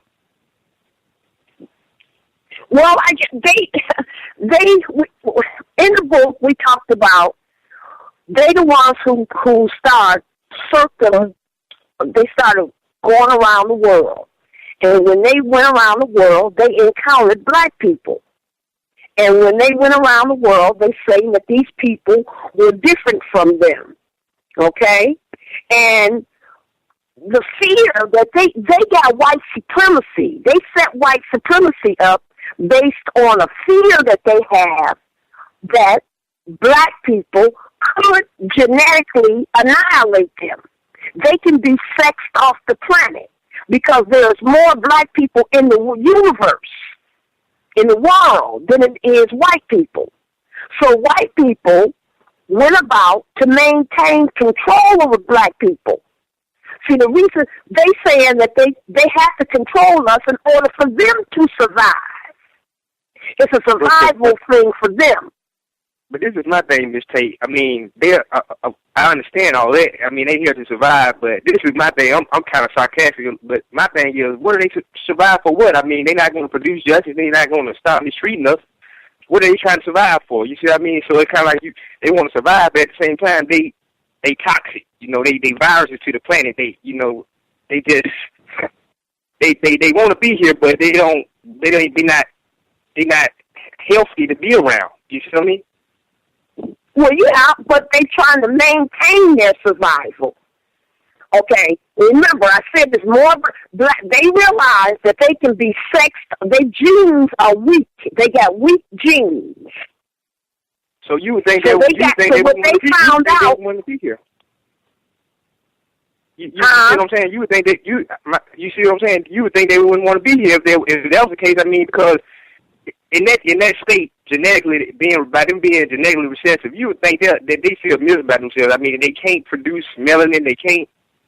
They don't have the potential, the genetic potential that we have.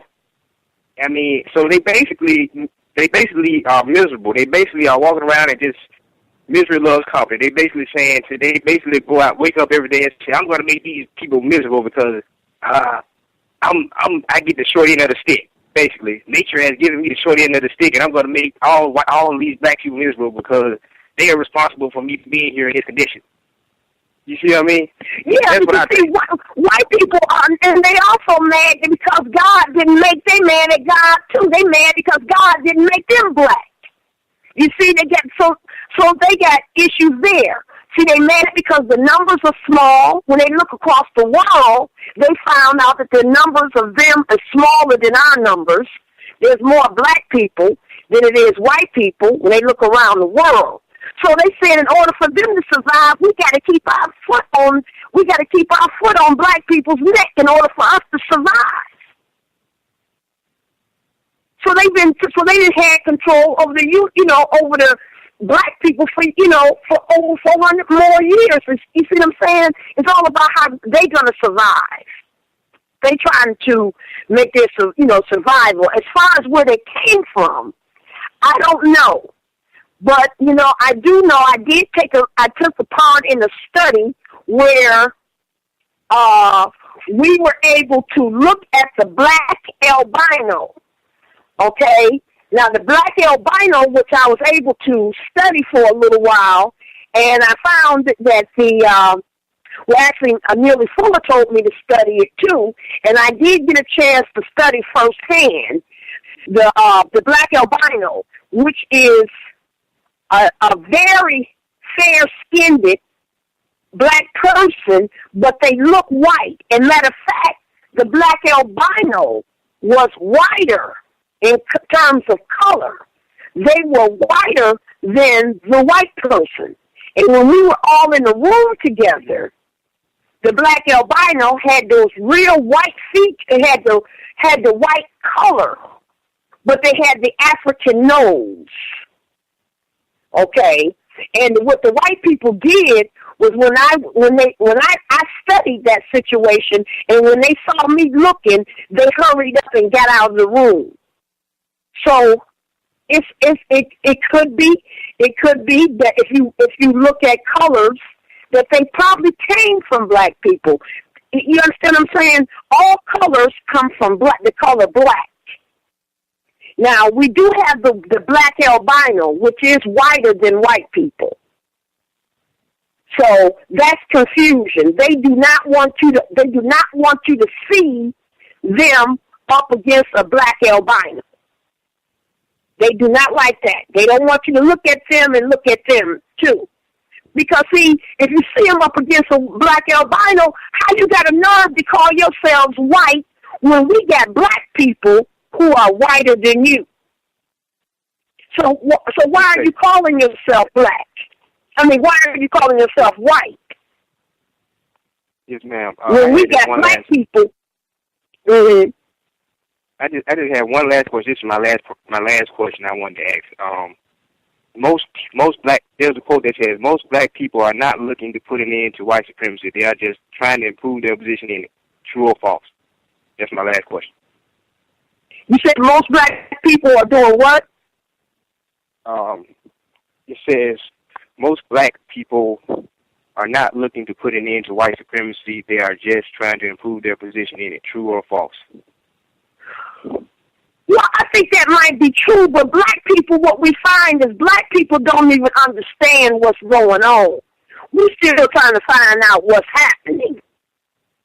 So most black people, and I'm talking about the black people that we talk to, I talk to, this is a large number of black people that don't know what's going on. The black people in South Africa don't even know what's going on. See, we just don't know what's going on because we haven't took the time out to study. See, if we study white people and study racism, we might find a lot of counter moves to make. But first, we got to know what we're dealing with. So a lot of black people, I'm out here talking, and Mr. Fuller's out here talking, and we've been talking for years and years, 30 years or more, just to get us to understand what's going on. Helping black people to understand what's going on. Because a lot of us don't even know. Thank you, ma'am. Unless it hit us directly in the face, you see. So black people don't know unless it hits them directly in the face. Then we'll say, oh, yeah, that happened to me. I got some racism, yes. It hit me in the face. But we don't understand how they make moves that's subtle. We don't understand how they operate. So we don't know what might come out of this the more black people understand what is going on. We don't know what black people going to come up with as a way or means to eliminate racism. So right now, we're saying white people eliminate racism. Black people need to stop the fun that they have it. See, they have fun practices in this mess. They go on the bed with black females, young black females.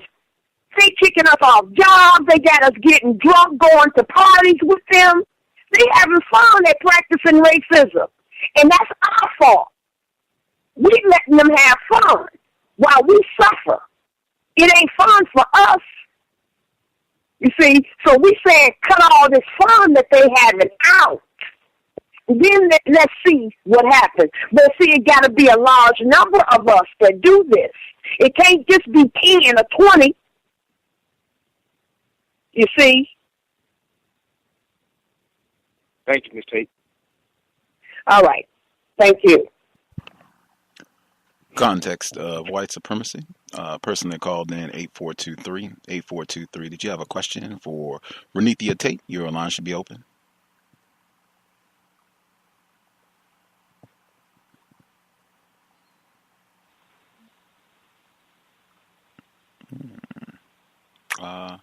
Looks like they might have got disconnected. The person dialed in, that might have been our caller in Florida. If you were calling in and you got dropped or disconnected or whatever happened, just dial back in and I'll get your line. You have to put your hand back up, though.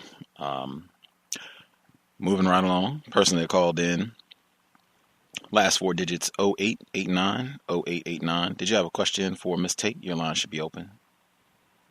Yeah, I got some, I guess a question and a comment. But it goes back to what you were saying about, because I always think about on the job, as a black person that, I'm at war on the battlefield, even though everything, is going smooth, I always come up with a strategy. I said, if I'm under attack, like if they're trying to fire me or demote me, I always come up with a strategy. I always ask myself, when they come after me, I say, what department, like the EEOC, who could help me there? Or who could help me in the State Department of Human Rights? Or, which director, out there will try to help you. I always come up with a plan, a battle plan, a strategy, because like you said, we can't get too comfortable in these jobs, and that, I totally agree with. And the other thing, too, I have to agree with what you were saying is that the reason why these white people put black people as supervisors on these jobs, see, they got all of us on these jobs as black people, they got us all pegged out. So they want to pick the black person that's going to support their interests of white supremacy. The reason why they do that is to cause all that infighting and turmoil, and then when they have black people, fighting, they can go down the line and get rid of everybody, even the black supervisor. I've seen that on my job when, I saw that, and let me tell you something, Ms. Tate, on my job, I've seen that, and I told Gus and this, several months ago, they had a black supervisor who was, I guess, head of a lab, and he had black people working under him, and the black people filed, EEOC charges on the black guy. But I was telling them, no, it's the white people in charge. It's personnel who you should have went after. So they had all this infighting. So the white people got smart, and they said, well, we don't have the money to keep this department, because they didn't want to they got around that retaliation, because you can't, do that retaliation under the government. So they said, well, we don't have the money. So what they did is they got rid of everybody. And the black manager was demoted. And the white people that he was over ended up being his boss. And then the black people was out of a job. So you're right, they do play all these games, And another thing that I noticed that white people love to do, they love to hide information from black people. Because when our job was a union type of job, and they had some turnover in the unions, and I knew some white people were, like the presidents and treasurers. I would ask them, well, who do you go to if you have problems? They said, oh, I don't know. And I know they did know. I had to go through the internet and do some calling to find out they want to keep, that white superiority over black people, to keep themselves in power for their genetic survival. See, they want to get rid of us any way possible to keep themselves alive. That's right. And that's right. They do. Yeah, and they keep information from black people. Yes, we do. We've been noticing that, but they're not able to do it as much as they was, because information is out there. But they do keep information away from black people so that we don't become knowledgeable about white supremacy or anything, how to do a job or whatever. They make sure that we stay dependent upon them. We are dependent upon the great white nation, you see. And that's what they do. And the way they do that is by withholding information and keeping information, not training us on these jobs, And, of course, setting up that job situation real bad. And exactly, you explain exactly how they, he gave a good example of how they practice racism on the job. He had a good example. That was a good example. Right. And I'm going to say, it's the last thing I got to say, is that, like when you told the last caller, they want to keep black people in that state of mind, laughing, acting silly, going to their parties, going to their get-togethers, sleeping with them. If they keep black people in this state of ignorant mind, they can do anything they want to with us, It's that's right. Like somebody said that now. Yeah, see, they keep black people focusing on survival while they go to the moon and you know, climb mountains and stuff. All we think about on a day-to-day basis is on how we gonna make it, how we gonna pay this bill, how we gonna pay that bill. You know, so they keep us focused on survival issues while they go out and climb mountains and stuff, and they able to live. They keep us existing. Right. I always remember, knowledge is power, ignorance is slavery. That's right. Okay. That's all I had, Gus. Thank you. Mm-hmm. The person that dialed in, last four digits, 2658. I think this might be our caller in Florida. Your line should be open, 2658. Greetings, everyone. Greetings, Miss Tate. Greetings. Yes, ma'am. I would like for you to expound on this.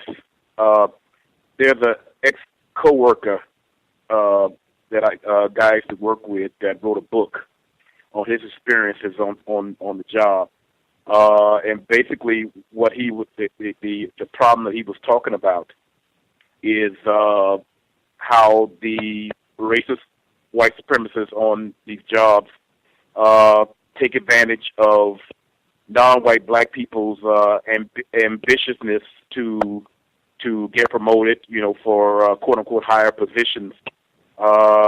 Nevertheless, the non-white people are, I would say, somewhat confused in thinking that that is an en route to changing the system of racism and white supremacy. And the white people would take advantage of that ambitiousness and use their ability to promote. And what I mean by the means of promotion on the job that we were on, there's certain positions that are handed out to let's say a director. He can pick his staff or who he wants. You don't have to take a test for it, and a person can go from a firefighter, which is the lowest rank, to a chief. And but anyway, from your experiences, could you explain on how racist uses our ambitiousness to want to get promoted to higher positions and use that against non-white people in the people activity of employment? Well, that's like you saying out. In other words, to become a supervisor, you know, something like that. Supervisor, yeah. In this particular case, and you don't have to know a whole lot about it.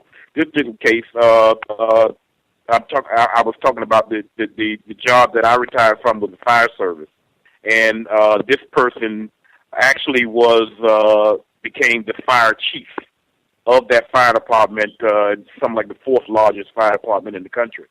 And then subsequently, within a year's time of being hired in that position, he ended up getting fired. Not fired technically, but forced to retire, forced to resign based on a sexual harassment case that was imposed against him. But along the way, other non-white black people that were less, quote unquote, less qualified were promoted over him for different reasons, and in turn, what it caused amongst black people on that particular job, and I'm sure it's on other jobs also, it provides a hostile environment. You know, when a lot of people are confused, and at the same time they are used against one another, it creates a hostile environment amongst that group of people, from my experience. Right. And in turn, I just want to know what was your take or experiences on similar matters. Yeah, well, basically they do. That's what I was saying earlier, that, you know, the work site is really a hostile environment. It's not an environment that you go out and to make friends and things like that. And they don't necessarily care what they can do whatever they want to do with these jobs. They can take a less qualified person and put them over the top. They can do exactly what they want to do. It's whatever their agenda is that they want to their, to their benefit. So if they want to create chaos among black people, they will take a black person that's less qualified, put him over everybody else. So just all kind of chaotic situations that they have. Then that way they got black people fighting with each other. You see, they can work at whatever kind of situation they want to their benefit. They're going to act it out, but it's going to be in the benefit of them. It's going to be a benefit to racists. It's going to be in a benefit for them, and it is beneficial for them to have chaos among black people, to have black people fighting each other, killing each other. That's very beneficial to racism because they, white supremacists, because see, they don't have to do it. We doing it. You see, we killing each other. Because see, a lot of black people complain about that. You're talking about white people killing us, but all I see is black people killing each other. But see, even if that may be true, you may see black people killing each other. But behind that is the racist white supremacists who set the stage for all this chaos to break out among black people. And if they have chaos breaking out on that job, that's because they want it. And it's like you said, it's for their survival. And they found out that they can survive better under chaos and confusion, because they keep black people confused and keep a lot of chaos among black people. So that means that we don't have time to think about ways to eliminate racism and white supremacy. Yes, ma'am. The more confusion and the chaos that's going on among black people, they are able to keep this thing going on. Because that's part of their technique, too, to keep a lot of confusion among black people. Yes, ma'am. Yes, ma'am. Yes. I think the hardest issue is for us to develop a level of discipline so we can keep focused on who is really the problem maker. Right. Because a lot of times on a situation where you have a lot of black people who are supervisors in front of you, you always search out for the white person, okay? Because it's the white person that's got it going. They got to start the confusion. But you might not see the white person. The white person might not be on the job site. But if you want to get to the bottom of it or get to the root of it, you have to find the white person, regardless of who they put in your face. Asian people, Arab people, anybody they put non-white in your face, you have to search out for the white person or the white people. In which this case, the racist white people. You have to search for them, find them, in order to correct it or get it, get the problem, solved. You have to find the white person, and they normally hide. So I'm just saying it's not black people. It's the white people who hiding behind the black people or the non-white person. They hiding.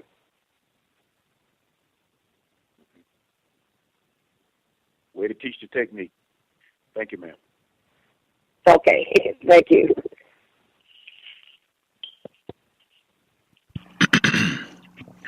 The person that dialed in, I guess you're on the flash phone or using one of the apps to dial in. Your line should be open if you dialed in on the flash phone or the downloaded app. Yes.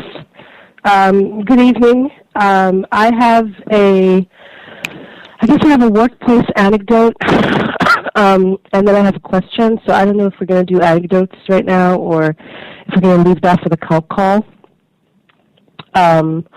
But basically, I had an encounter with racist women on the job this week where I walked into the kitchen and she told me, I had my headphones on because I tend to have my headphones on at work because we're allowed, and I generally listen to stuff like this.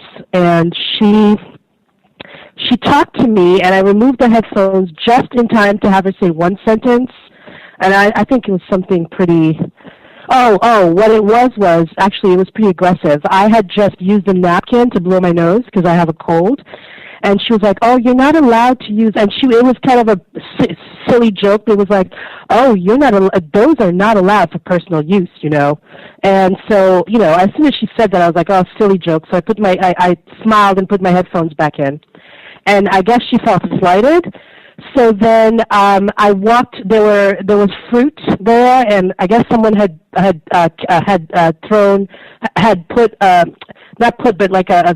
somebody had let a piece of pineapple fall on the floor, and I guess I stepped over the piece of pineapple, and she didn't say anything, and another person came in and stepped on the piece of pineapple too, and she was like, "Oh, now that two people have stepped on a piece of pineapple and not picked it up, I'm going to pick it up." And so she took a napkin and then picked it up. And I just ignored her the whole time. I didn't even respond. The other person said thank you, and I just didn't respond. I was like, okay, this is like full racist, white supremacist aggression.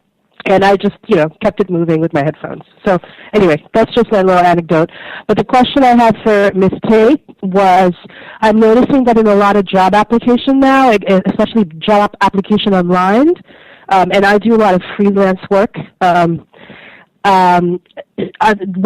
they have is they're asking people to put a picture with their resume and with their application. Also, in a lot of job applications, they'll say, "Oh, this is equal opportunity.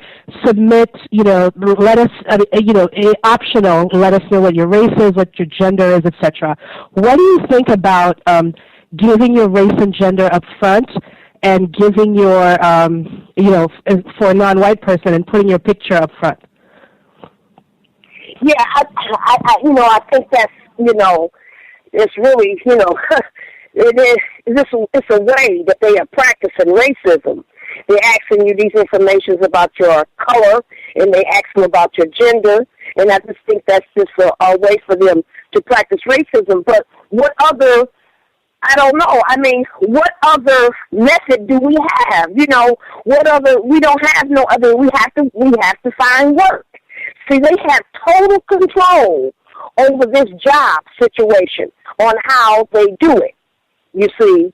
So they got absolute control. Now, in the bedroom, that's not absolute control. But on the job situation, they do have absolute control. So I don't know accountable, because, see, you need a job. I can't tell people not to do it when they need a job. I mean, you can search around for other jobs that don't require that, but they have total control over this work site, over our survival. I don't think it's right. I think it's wrong, but we need a job.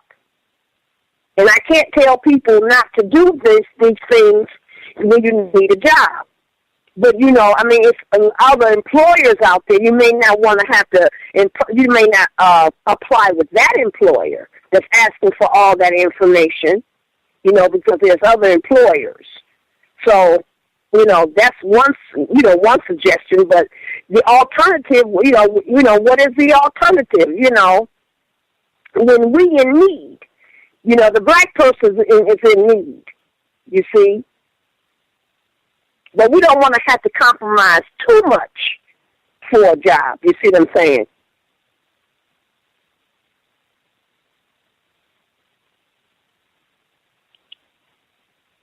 Hello?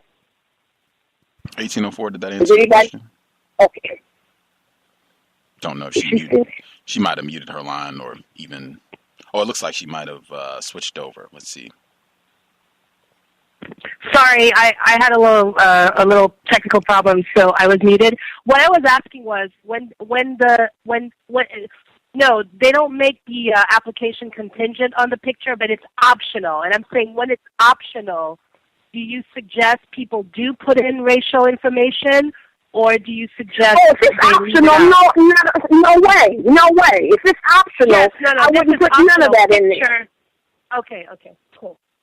Yeah, I wouldn't do none of that. If it's optional. But, but now if it's, if you have to do it, but you might understand that you may not get that you may not get that job, but I wouldn't even want to be on a job like that. You know what I mean? Yeah, I mean, there's just other jobs out here, but if it's optional, I would not put my face or my race in there. Okay. Because I'm not in no race.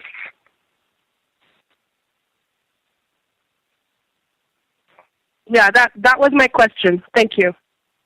All right. Thank you. The person that called in, I think this is our caller in Alabama. Did you have a question for Ms. Tate? Yes, can I be heard? Yes, sir. Yes, I have, I think either 3 or 2 questions.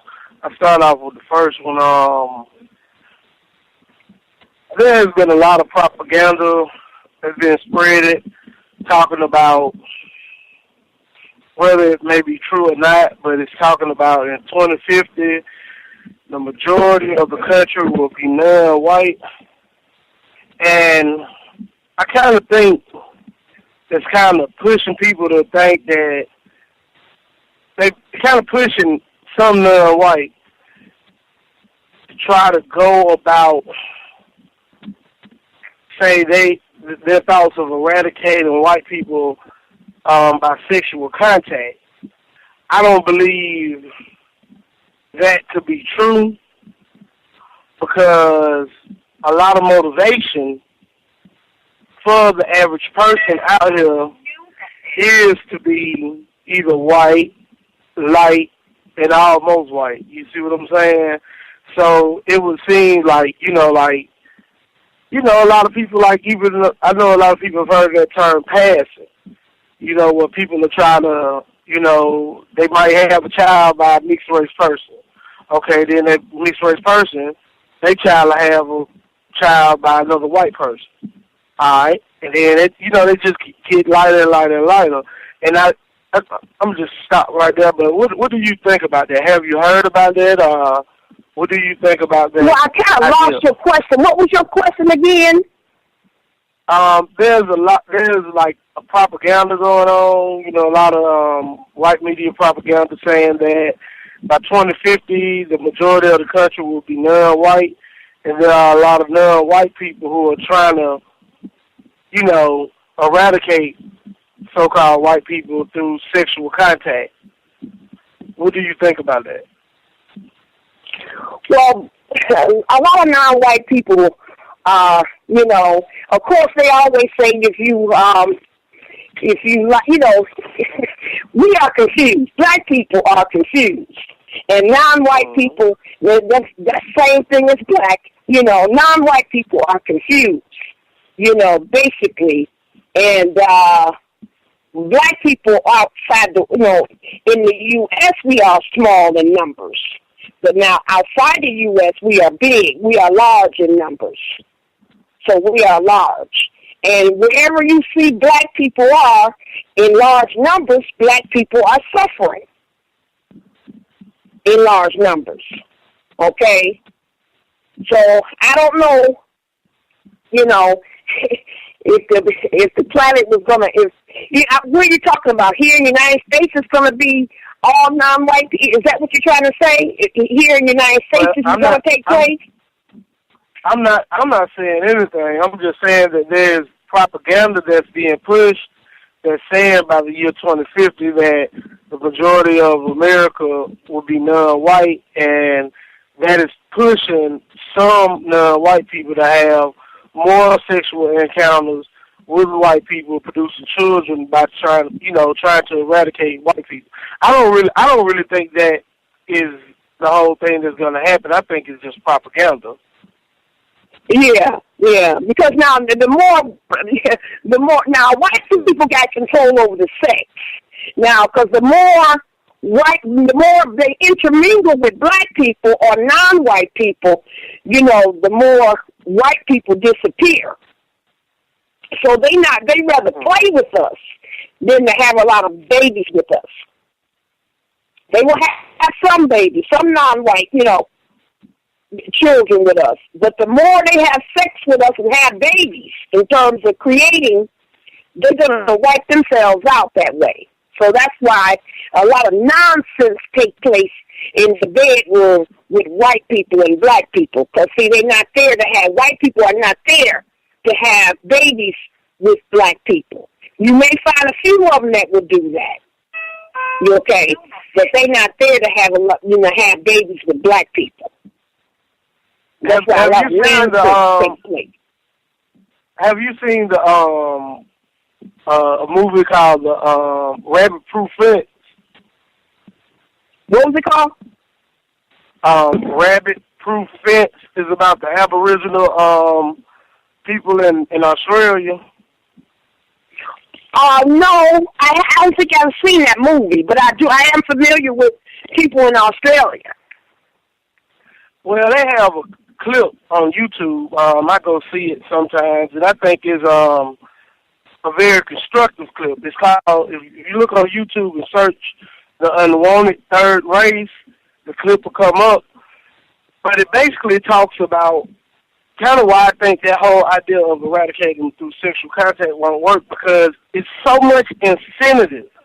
It's so much incentive to not be black or to not be non-white, that a person who is mixed race have all the incentive to just, have a child by another white person. You know what I'm saying? And continue to lighten up the bloodline or dilute the African bloodline. And what's the incentive to be black? I don't see too much incentive in it in the long run of things. You know what I'm saying? Now, I'm not saying that I don't want to be black. Don't mistake what I'm saying at all. I don't date. In fact, everybody I've ever dated was black. You see what I'm saying? But the point is, like the guy was making in the movie, and this was a white person. He was saying what we'll do is we'll give the lighter Aboriginals a better standard of living than the darker Aboriginals. That way, it will give them an incentive to be even more lighter, and as generation continue on, the black features will be stamped out. I can't explain it as much as the video itself will, but if anybody can check that out, that's a good video to check out. And I understand what you're saying, though. I forgot my other question, so I just mute my line. Yeah, well, it might be easy to get rid of white, but it ain't that easy to get rid of black, okay? It's not that easy to do, Because, see, black people have the stronger genes. So when a black person even if the person is light-skinned, they still black. You see what I'm saying? They still non-white. They not white. You see? Yes, right. Even if because see, you got black, brown people, you got brown people, you got yellow people. Some of the yellow people are your Chinese and your Koreans are some of your yellow people. They not white. They still black. You see what I'm saying? They still non-white. Okay, they not white. I understand that, but white. I think they did a good job of it in Australia, and I look at it like Southern Mediterranean. From what I see, that's what happened and this took place over 3,000 or more years, but Southern Mediterranean, they're not even considered non-white no more. At one time, Southern Mediterranean was black. It was black land. But, through war and intermingling, the same thing happened to them. And I used to be a Muslim, and I was converted by a Saudi Arabian. And he told me, he said, we were sitting up there just talking about racial issues. And he was like, don't you know, I think he came in and told me this because another Arab came in and gave me like a negative look that he picked up on. And he was like, because I was talking about white people at that time, I didn't know about none of the feelings the Arabs had toward blacks. But he was like, man, let me warn you now. He was like, you're going to meet a lot of Arabs. They're going to have prejudice against black people, But the thing is that they don't realize that we used to be black until we went to war with the Romans and the Greeks, and they watered us down so much. You see what I'm saying? So even though, I understand that black is dominant, but I don't think that black is what I say is not being able.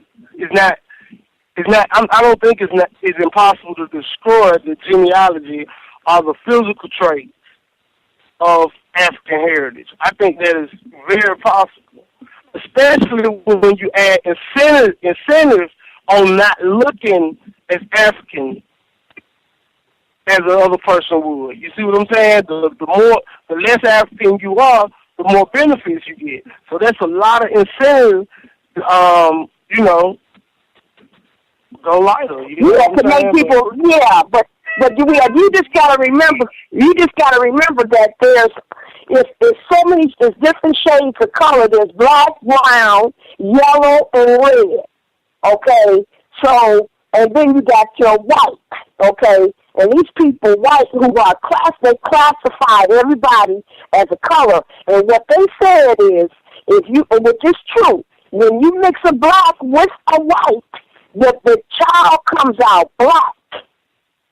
Okay? So two light-skinned people are still black people. Okay? Then you got because see, some light-skinned people are the color of Arabs. And so they still not, to be white is not just the color. It's the way that they carry themselves. It's not just a color. It is a color, but it's the way that they carry themselves. They carry themselves as supreme. Okay? So to be white is not just a skin color. It's more than that. It's a little bit more. And I talk about that in the book. You see, it's not just the color. They're a little bit more than color. They made themselves a little bit more than color. They are in charge, and they act like it. Yes, man. Okay, so they act. Arab. Oh, excuse me. I'm sorry. Yeah, see, the people that's light-skinned. Yeah, the people that's light-skinned and the Arab people and Palestine, all of them, they act different. We act like non-white people. But white people act really different from us.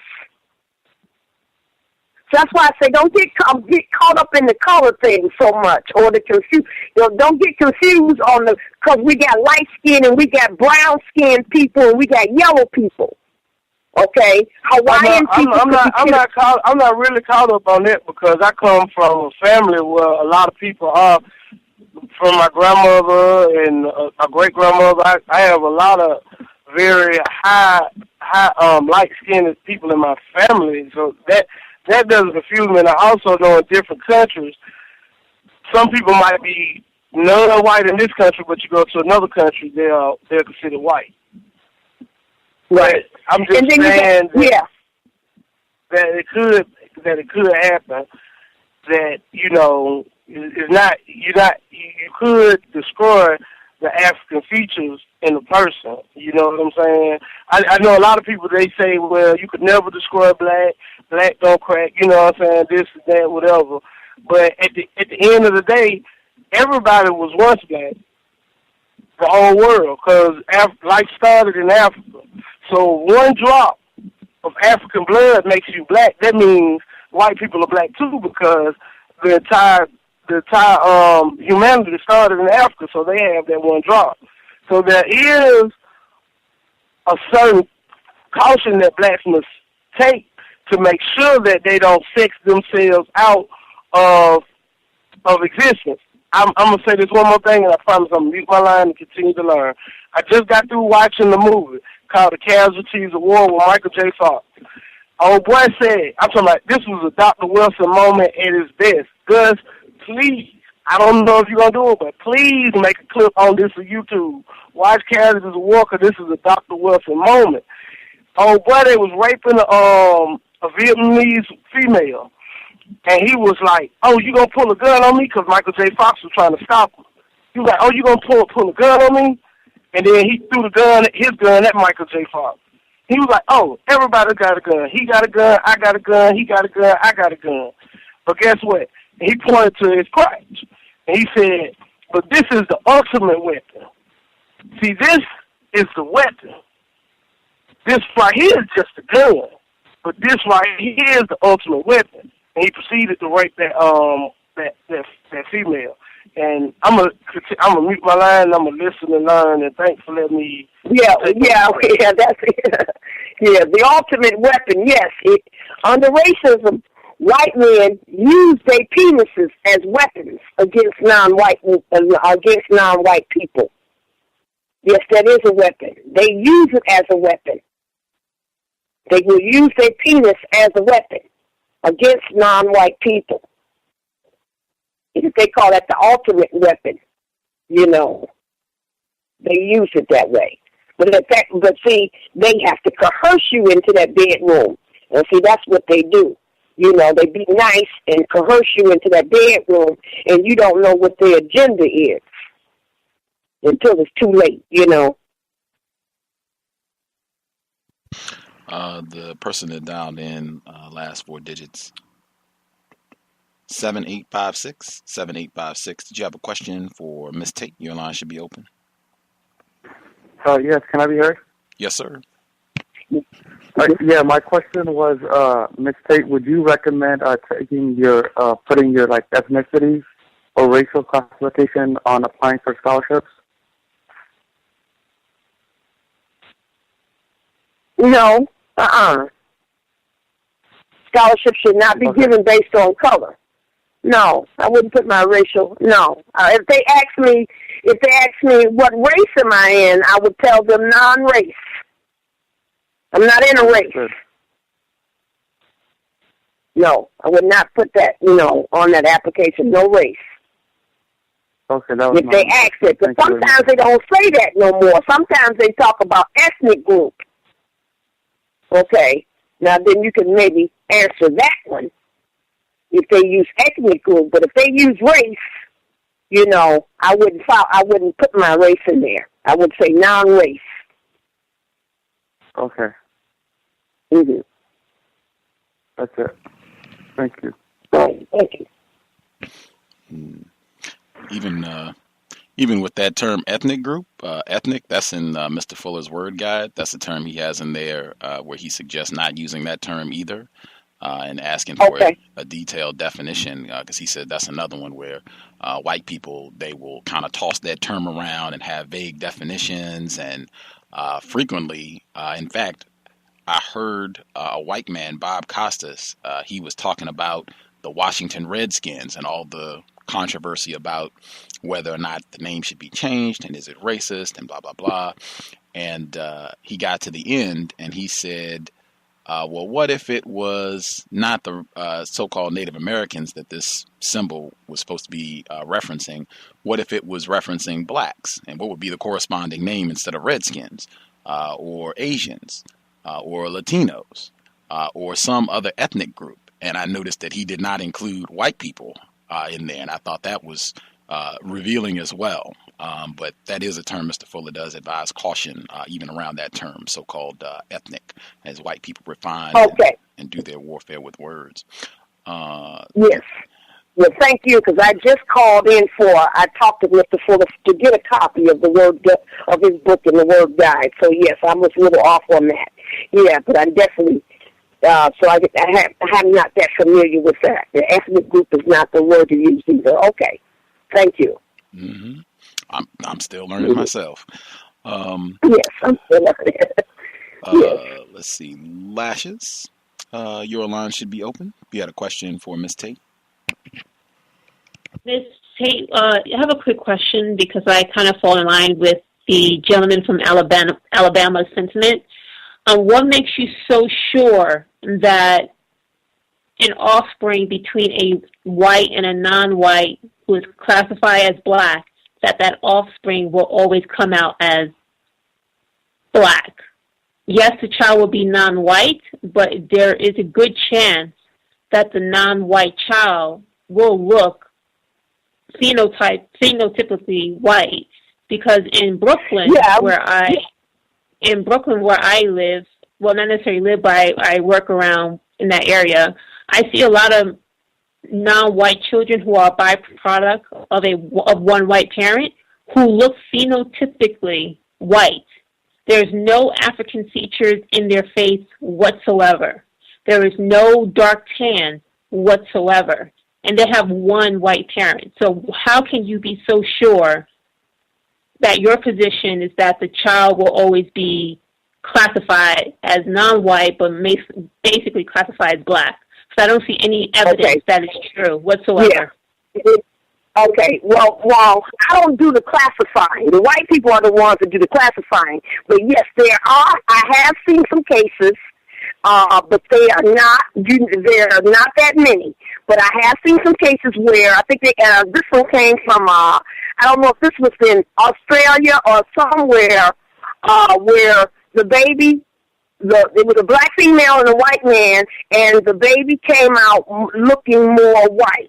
I have seen that, but you can count them on your fingers. I also seen another case where they put it in the newspaper, and they had a picture of the white baby that came from another black female and a white man, and the baby came out looking more white. But like I said, it don't happen that often. It doesn't happen that often. And I don't do the classifying. It is the white people who call themselves racist also who does the classifying. They classify people, not me. I don't classify. I just notice what they do. So, no. But, yeah, on occasion, you do have kids that come out looking like they're looking more white than they are black. But I'm not the one that do classifying them that. It depends on how the white people want to classify that person. And it depends on how they are treated, okay? Not just to classify how they are treated. Because some people, for instance, some Italians, they are classified, some Italians are classified as white. And they are treated like they're white. And then some are not. So I don't do the classifying. It's up to the white people. They classify, and then they also treat you a certain way. If you're white, you're treated a certain way. Okay? So I don't do the classifying.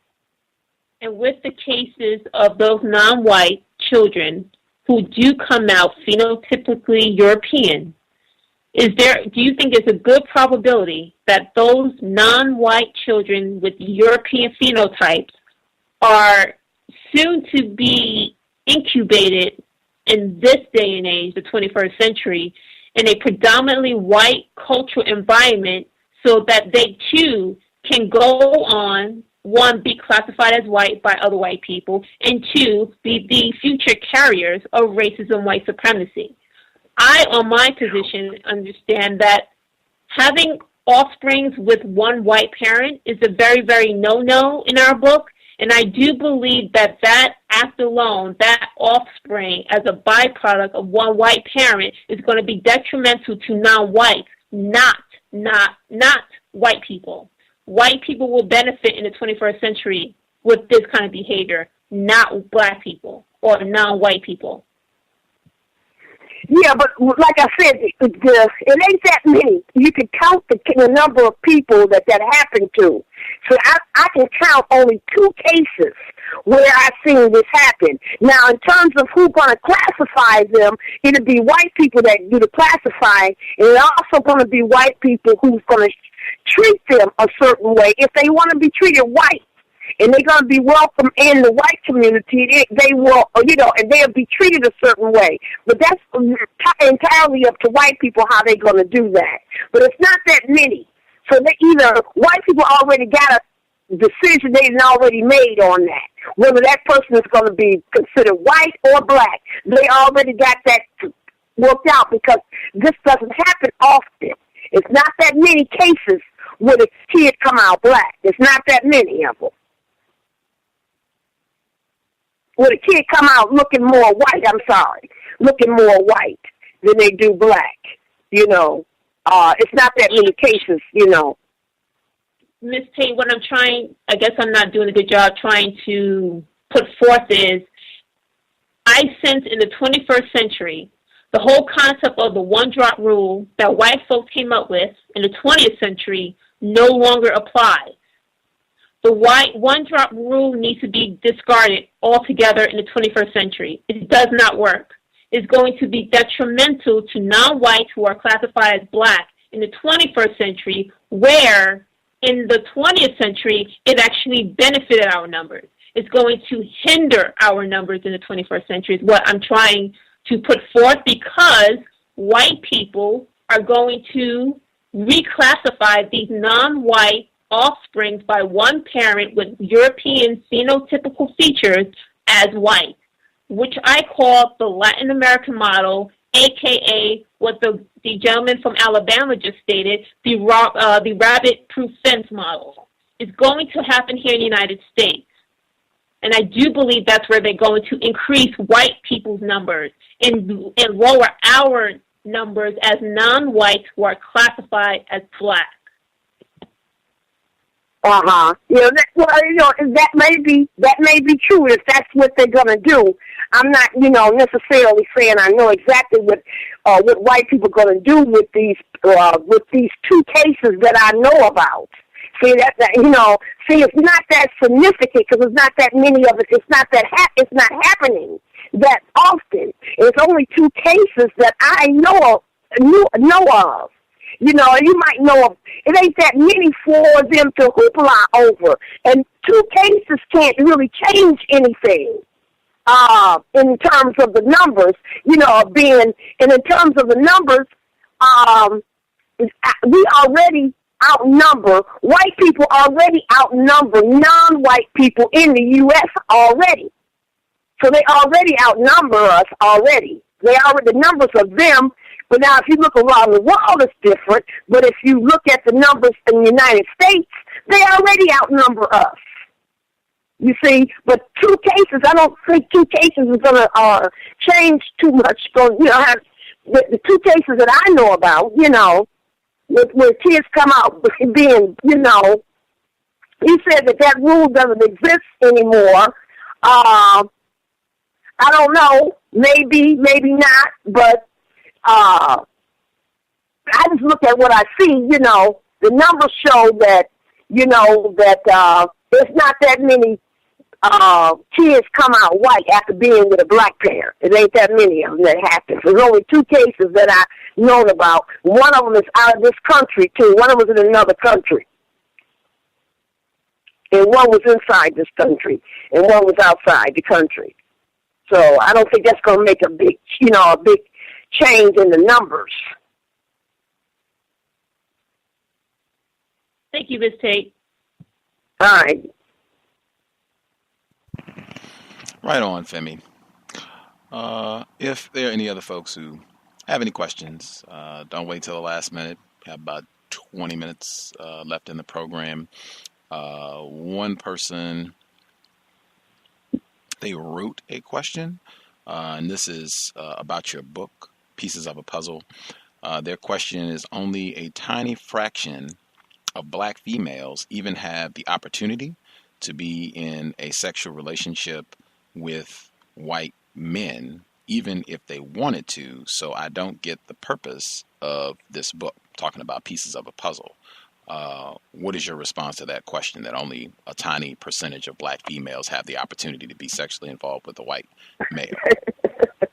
Well, that's simply not true. The reason why it's not true is because black females are not talking. See, black females keep this thing quiet. That's a good secret that we keep. We don't talk. The way I did the research was based on Kevin Costner's movie with Whitney Houston. And it wasn't until I got into talking, getting the people, the young ladies together to talk to me, that, and a lot of them still didn't want to talk, even when I was saying, let's take a little survey. Would you take a survey with me? I pulled about 15 black females, okay, and then I had about 13 white men, but I pulled about 15 black females. Now, it's a lot more. I can only interview so many females now, but that is a good representative sample. The 15 black females represent. Now, that means that all the other females that's on the planet that I could not interview, and some of these females was from Africa too, by the way. Okay? From the females that I could not interview, there's a mirror up there of 15 black females, and they will be able to identify with one of those females. White supremacy would not exist if it wasn't for the black females. See, they took over our children. Okay? They took over Pocahontas. They said John Ray, Pocahontas, let the Indian tribe. She gave away the Indian tribe when she was with John Ray. Okay? She was the open back door into which the racist man parade his cycle of racism. The open back door. Okay? Black people have been having sex with white people since we've been over here throughout slavery. Okay? We've been having sex with white people. And that's been all in the movies. You've seen that all in the movies. And what makes us think that it stopped? All of a sudden it stopped. Because we are free? Or because we think we're free? Well, that didn't stop. That didn't stop. It's just that they're not forcing us in the bed. They might say they got money. They might have material things. They might tell you that you're beautiful, that you're something that you might not have heard, and that might be a way to get you in bed. But it's going on, but it's just secret. It's a hush-hush thing on the part of black females. See, we're not spreading information. See, the information is locked up, and we're not spreading the information down to the younger black females because it's locked up. Okay, but then 15 black females that I got a chance to interview, they talked to me and told me what was going on, and that was a good representative sample. White supremacy could not exist without the females, because we're the ones that have children. We bring forth nations of people. That's what we do. We bring forth nations of people. And the white supremacists, have us having sex with, going to bed with them. And they doing things to us that, raping and then doing a lot of things in the bedroom that makes us feel ashamed and embarrassed. This is why we don't talk. We keep it quiet. Because some of the stuff that they have us doing in that bedroom, we can't discuss. Or we want to forget about it. We don't want to remember it no more. So they get the next generation of black females. Because we're not talking, we're not stopping it. The opportunity. White men, the opportunity, they always coming at us. Okay? So you talk about the opportunity. I was looking for it I think this is in the book, when I was putting the ad out to meet black guys, all these white guys came to me. And so I took them, and I said, well, I tell you what I'm going to do. I'm going to keep y'all over the phone, and I'm going to ask y'all some questions, because I had already had the code, and I knew what kind of questions to ask. Okay, because I met Fuller in the code before I started interviewing the white women. But I wasn't even talking to them, and they came at me. All of them came at me. So I had 13 when I was asking for a black female interested in meeting a single black male.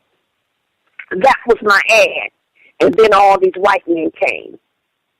And I just put them over the phone, and I started interviewing them. 13 of them. 13, and I'm one female. Look how many I was able to get. 13? That's simply not true. But I was young. You see, a little younger than I am now, So that's simply not true. So, she's just misinformed, White men come after you, but not too much. When you're young, they really come after you. Young, innocent, and So, that's just not true. I'm still the only one talking about this sex thing with white men. And this book, my book, Pieces of a Puzzle, is about 16 years old now. And I'm still the only one out here talking about it. See, everybody said it don't exist, it's not happening. Oh, it's still happening. You know.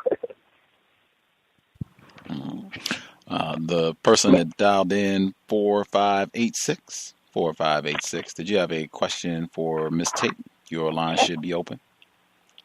Yes, Ms. Tate, I had another question.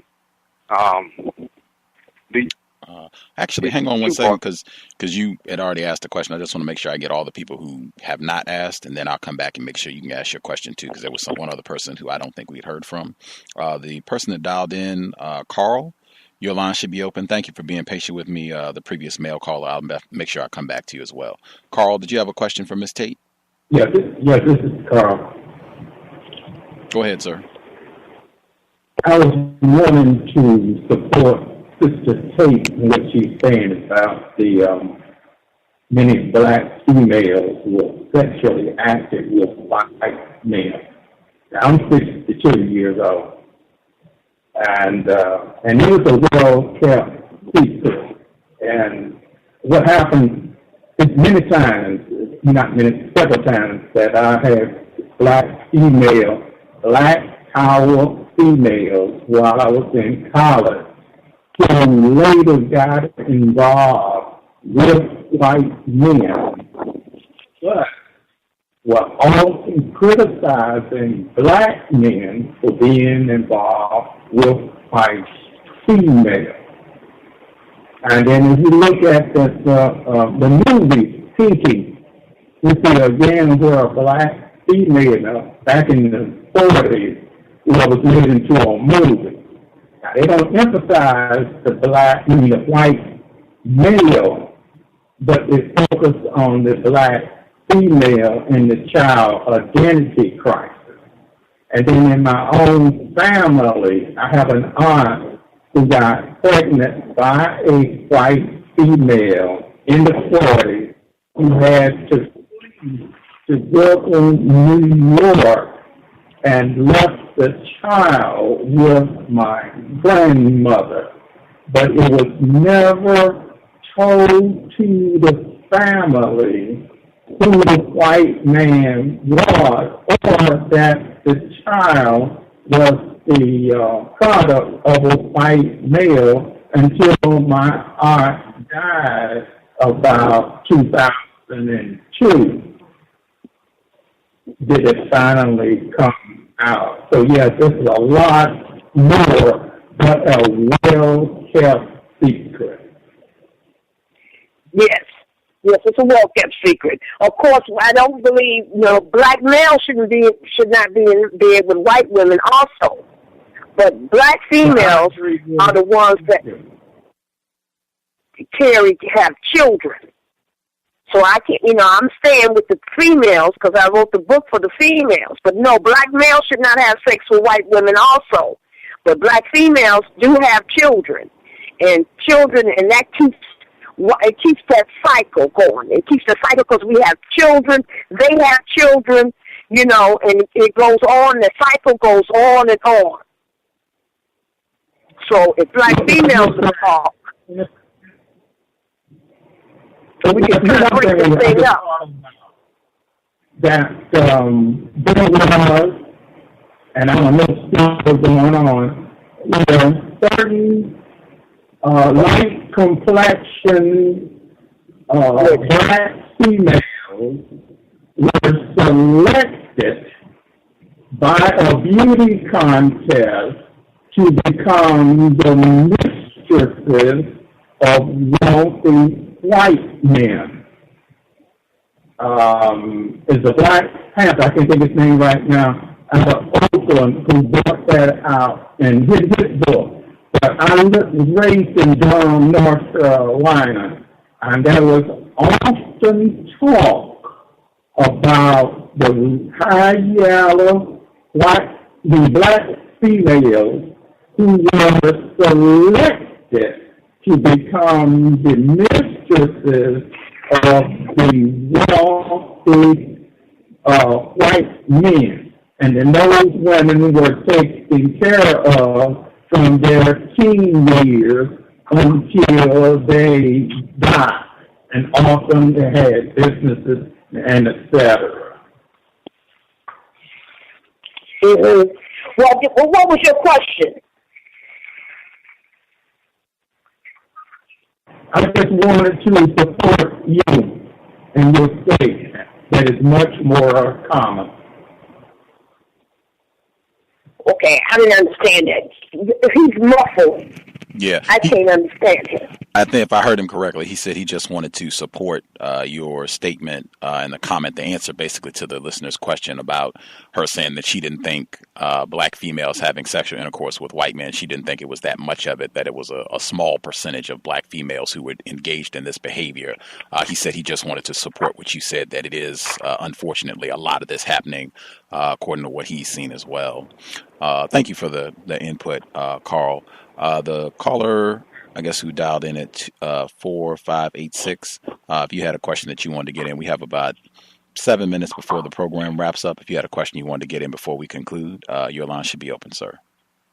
Yes, sir. My question real quickly, Ms. Tate, is what are your thoughts on TV shows such as Scandal and movies such as Think Like a Man, which promote trifling images as far as dysfunctional relationship between black males and black females, and being that Think Like a Man is more propaganda that's directed towards getting black females to think like a man, and that causing conflict in a relationship because you can't have two men in a relationship, and that all creating combativeness in relationships with black men, and also Scandal, which promotes the white man and the black female stereotype that was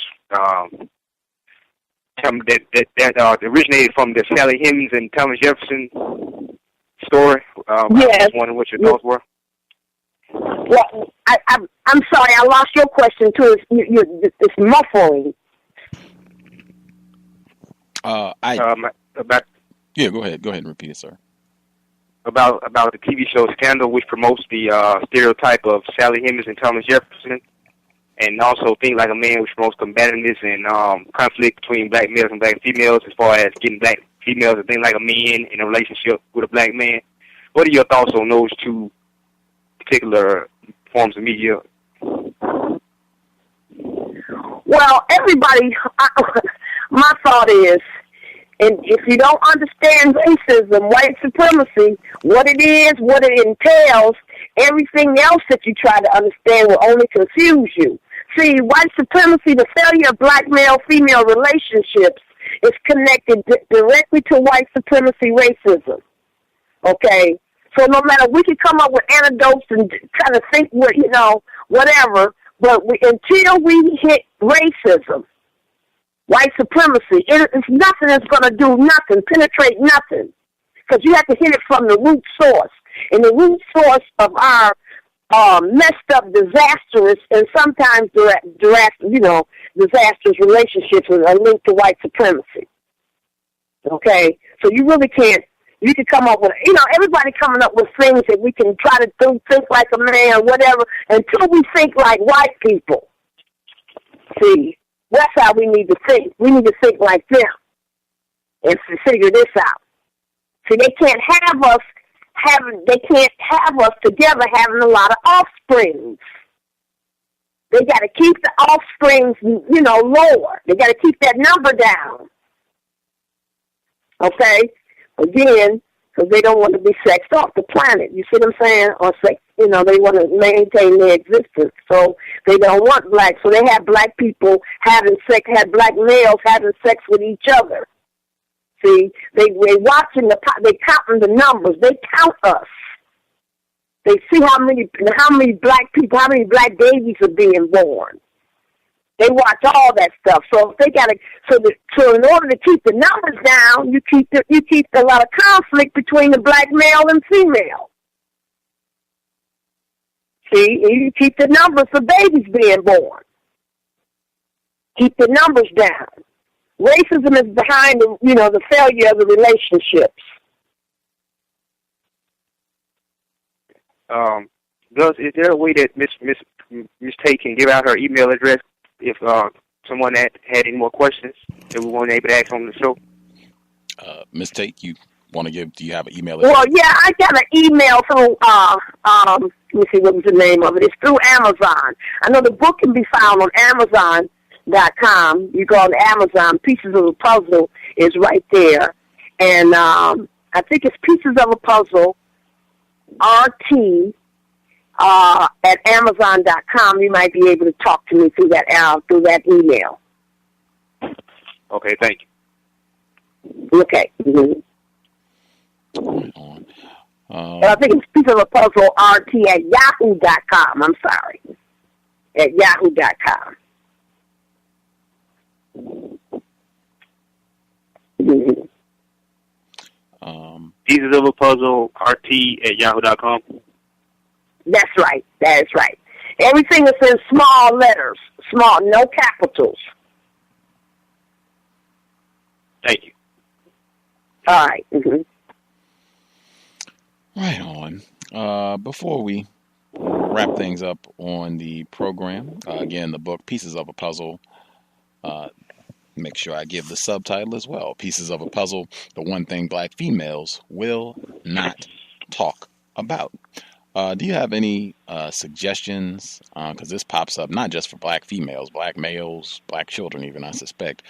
That being in the workplace and having some sort of lewd sexual advances from white people, sometimes they're a little more concealed, where they're not being as direct about it. But I've heard from a lot of our listeners where they have said just some of the quick encounters where a black male said he was on a job and a white woman, I guess, was flirting with him, and she attempted to sit in his lap on the job.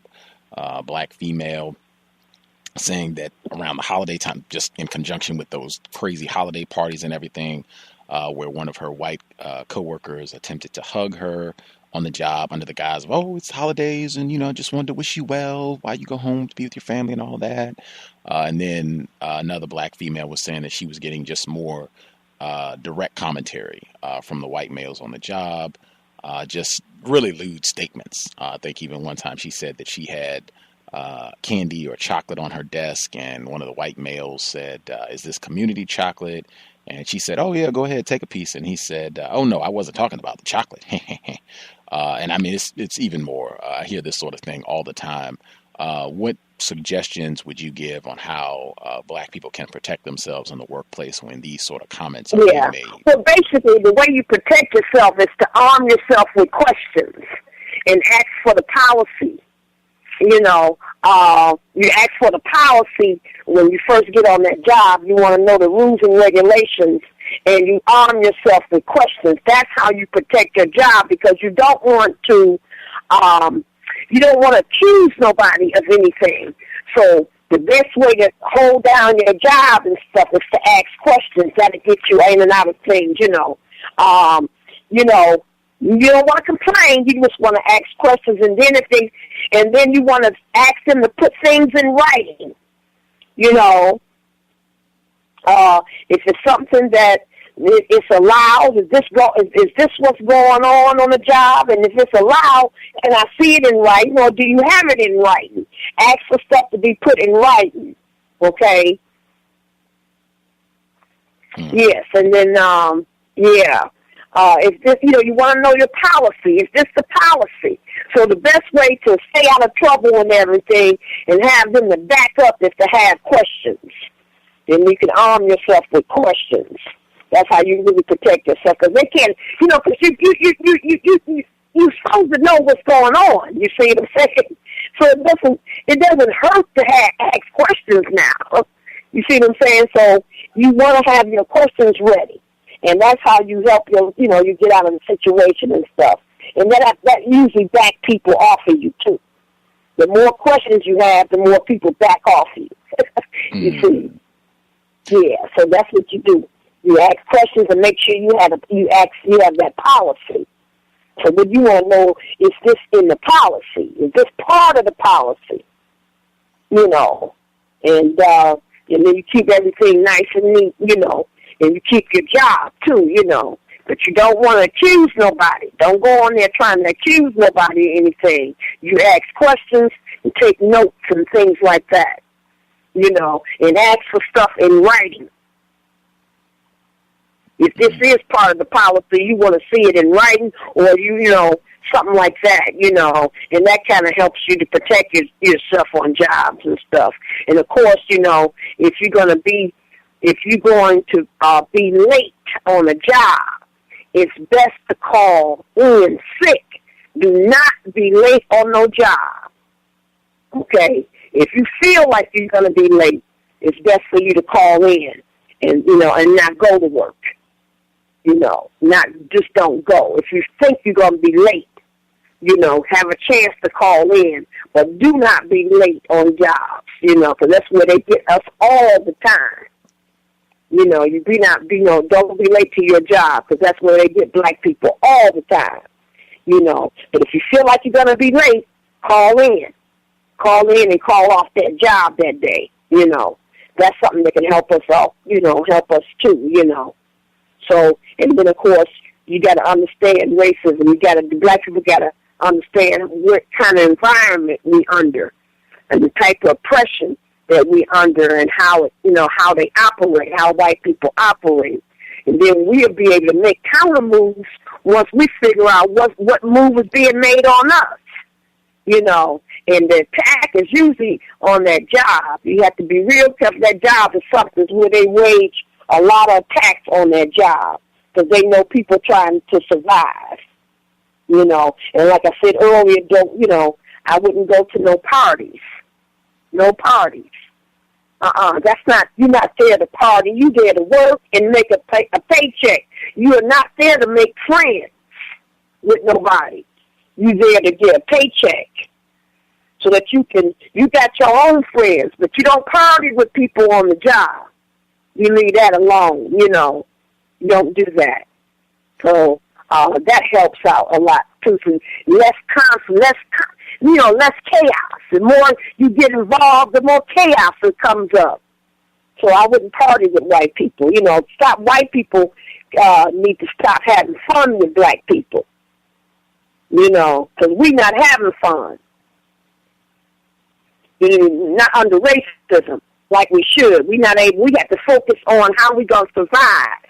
You know, that's what made me, you know, activities about how we going to survive. And then we got to start all over again and try to get a job, get the computer, get a resume, you know, and all that stuff. So it's no joke. And then they can go climb mountains while we have to think about how we go, you know, survive all the time, you know. How we going to pay this bill, that bill, whatever, you know. Just survive, basic survival. Yeah, absolutely. Just real quick, like what you said about having some questions prepared, and like for the situation about the white woman trying to sit in your lap, like that just seems like an easy one. Like, is this a part of the policy of acceptable behavior on the job? And if so, can I see this in writing with regards to sitting in one another's lap on the job? Like, are you all sure this doesn't fall in anywhere in your sexual harassment or anything that's going to lead to someone being in trouble, any sort of workplace violation of code? But when it's under the guise of, oh, this is just, you know, holidays. This isn't a date thing. And it might even, because I think the black female who said this was a white woman, this wasn't even a white man. Not that, you know, you don't have that element too, but this was a white woman saying, oh, this is just, you know, the holidays. I just want to give you a hug for the holidays and wish you well. And I think she might even said that she had a little gift for the holidays. How would you deal with that by asking a question if you did not want to get a hug from this white woman in that situation? Well, you know, I wouldn't, I would play along with it, you know, because if she just want to give me a hug, listen to what she said. She said she just want to give me a hug. I would listen very closely to what she say. It's being a holiday or whatever, and I would just probably go along with it, you know. Now, that sitting on the lap thing, the first thing I would ask her was this: what are you doing? Why are you doing it? For the black male, you know, but for the white woman, I would probably just go along with it, you know, because I'm not trying to bring attention. See, we got to be real careful. White people are watching us. So sometimes we have to play along with some of the stuff. You know, they are really, I don't want to bring no attention to myself.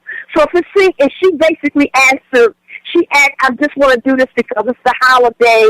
I would probably go along with it now, because like she already kind of answered some questions. But I don't want to what we don't want to do is bring a lot of attention to ourselves on jobs either. We want to be able to, earn our paycheck and get home. So some things we may have to go along with if it seems kind of innocent, that we may have to go along with it. But we don't have to go along to no parties or nothing like that. We don't have to, we can just stay, I just go with the work site and everything like that, and I would tell them no, and I'll come up with a reason why I can't go to a party or whatever. I got kids or whatever, but I would get out of that. But certain things, if she want to give me a hug, because it's the holiday and she got a gift to give me, that's okay. I don't see anything wrong with that, But we don't want to be too frigid so that we bring attention to ourselves either. We got to be careful on that. But see, they scope us out. Because remember, they're trying to scope us out too. So certain things you go along with, you kind of have to judge. Be the judge of what you're going to go along with and what you're not. And certain things you don't go along with. Mm-hmm. Mm-hmm. Yeah, you got to be the judge. Absolutely. Yeah, because we don't want bringing, attention, negative attention to us, because they'll spot you out. You're not being a team player. Right. You see? Right. They'll spot you out, and then, then that's more trouble. Right. If they start picking you out, if they spot you out, then they're going to start messing with you for a while until they get rid of you, And then, you also have problems with white other employees, too. You have problems with them. The supervisor is one, and then you got problems. You got to deal with the white employees that want to help you, to get rid of you, too. See? Absolutely. So you don't want to bring too much attention to yourself. You want to fit in. When where you can fit in, you're going to try to fit in. Okay? But then, like I said, we don't have to go there. We just have to make a judgment call on what you and I going to go along with. But certain things that seem harmless, it's okay to fit in. It's okay for her to give me a hug. I'll probably let her hug me, but that might be the farthest I go now, because she explained things, so, they sound okay. It's the holiday, I want to do this, I want to give you a gift, I might not take the gift and say, well, no, you don't have to, but I just want to go along. You want to go along with certain things because, again, we got to survive and we need the jobs. We got to keep our jobs. Absolutely. What would you say then, or how would you deal with some of these Christmas parties or holiday parties? Sometimes they make them mandatory, where it's not an optional on-the-job thing. Sometimes it'll be a mandatory after-work thing at a different location. Would you just try to find an excuse, even if they say this is something that's mandatory, people got to go? Or would you just try to figure out a strategy? Okay, I'm going to attend for, if the party is going to last for 6 hours or whatever, I'm going to just try and attend for a short. Yeah, but first of all, I want to see the policy. I want to see what the policy say about that. That's the first thing. Mm-hmm. What does the policy say about these mandatory Christmas parties? Is it anywhere in writing? That's the first thing I was saying, that they say it's mandatory. I said, well, then I don't see that in the policy procedures, and I got the procedures and the policy. I got that on day one, and I don't see that in there, And why is it mandatory? Questions. You start going back to those questions. Why is it mandatory that we come to these parties? You just come up with questions. And, it's not in the policy. But you got to make it in the form of a question. But you keep it in the forms of questions, and that'll help you out. You want to know why is it mandatory, and if you come up with another question, come up with another question after that. Mm-hmm. But you definitely want to just ask questions, and that'll keep everything aboard. You want to know why is this mandatory. And what does it have to do with the job? And it might really do have something to do with the job. You got to listen. You got to kind of listen to see what they say. And if you sound like there's some importance to the job, then you may have to go. But you may not want to get involved in a lot of stuff like drinking and all that. See, but by the time you ask why it's mandatory, that'll shut everything down by that time. That'll shut everything down when you ask why it's mandatory, And is there going to be any drinking there? See, you can ask. That's a question. See, that ain't that constructive when you start drinking and everything. That ain't that constructive, Yeah. So you can ask those kind of questions too, Yeah. Absolutely. Great stuff. I think workplace racism, we talk about that every Saturday. Compensatory call-in, about the last hour of the program exclusively devoted to dealing with problems and or triumphs. I always say that if folks have figured out something that works well, either questions or procedure, a way that you can use your words to kind of nip things in the bud when white people have tried to sit down some traps for you to get in trouble, to get you written up, get you fired. If you figured out something that works well, we definitely want to hear about that also. But every Saturday, the compensatory call-in, workplace racism, dial in. Definitely want to make sure that we're talking about that and hopefully having constructive exchange of views and dealing with how best to counter racism, white supremacy on the J.O.B. The book that we've been talking about today, Pieces of a Puzzle. The one thing black females will not talk about. Authored by Reneathia Tate. You can get a copy of the book. It is at Amazon.com. I wrote a review for the book. You can check it out. I think Pam authored a review as well. She gave out her email address that you can get in touch with her. Pieces of a Puzzle, RT@yahoo.com. The address again, Pieces of a Puzzle, RT@yahoo.com. If you have a question that we didn't cover today, feel free to drop her an email, and I'm sure she can get back in touch with you, answer any thoughts you might have. Thank you so much, Ms. Tate, for sharing a bit of your Wednesday evening. Thoroughly enjoyed having you on the program. I know listeners, they always look forward to hearing your thoughts and views on the program. We will definitely hope to have you back on the program again to continue talking about the book. And if folks have other thoughts on racism on the work or on the job, definitely want to continue that dialogue as well. I think that's something we should be doing I appreciate that. Take excellent care. Stay warm. I saw that in Michigan they were having big snowstorms and a lot of people lost power. So I'm glad that you're relatively safe. Yeah. Situation. Yeah, I'm okay. It's just cold. Yeah, so it's not that bad. It's just cold. Right on. Yeah. Stay warm and keep up the great work, Miss Tate. We'll be in touch with you soon. Okay. All right. Thank you. Yes, ma'am. All right. Bye-bye. Take care. Bye. Context. Good. Can I ask you a question? Yes, sir. Hey, do you think, this is just some quick, because I subscribe to you on YouTube on Convention. I was requesting, hey, do you think you could, like, put a video mix of that casualties of war scene I was talking about and Dr. Frances Cress Wilson when she was talking about the black male genitals as a weapon? I have not seen the film yet. It does. It sounds like it would be easy to do. I just haven't seen the film, so I would have to watch the film so that I can get the scene that you're talking about. But it doesn't sound like anything that would be too difficult. If it's a specific time where Dr. Welsing was talking about that, since this is a request that you're making, if you could pick out like a specific, if it was something from this program or another time when you heard Dr. Welsing talking about the genitals being a weapon and how white people are talking about black male genitals as a weapon, or even talking about their own genitalia. If you can pick out a clip that you think would match with what was said, since you saw this clip already, that would be great. And then you can just email it to me, and I can take whatever audio clip you find, or if it's a video, I can take that and then put it together. But yeah, it doesn't sound like it would be too difficult to do. I just need to. Today was the first time I heard of the film, so yeah, I need to check it out. Okay. Yeah, I hit you up on Facebook and let you know. I check it out. I know it was something she was doing on the blackboard. Okay.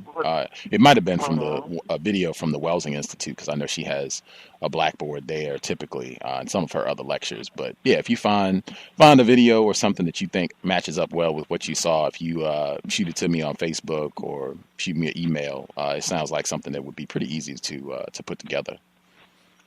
Okay, appreciate it, yeah. Mm-hmm. Context of white supremacy. I hope you all got some constructive information. I cannot imagine. I'm just trying to rewind to when I was more confused about racism, white supremacy. If someone had told me that I would be gleeful about spending 3 hours talking about racism on the job on December 25th, I would have not believed it for a moment. Like there got to be football games on or some gifts or something. I mean, geez, that does not sound cool at all. Just sit around and talk about the job. My God, I'm hoping we don't have to go back there anytime soon. But yeah, I hope that was a constructive investment of time and energy. As I said, white people. Just a reminder, I think one of the listeners had said before, white people, they have think tanks in the thousands. Black people do not. And one of the primary things that I suggest they are sitting around thinking about, even over the so-called holidays, is what to do to continue the empire of racism, white supremacy, and whatever we think of, we're going to start it off this coming Monday, bright and early, 8 in the morning. New memorandums, emails, all that going around.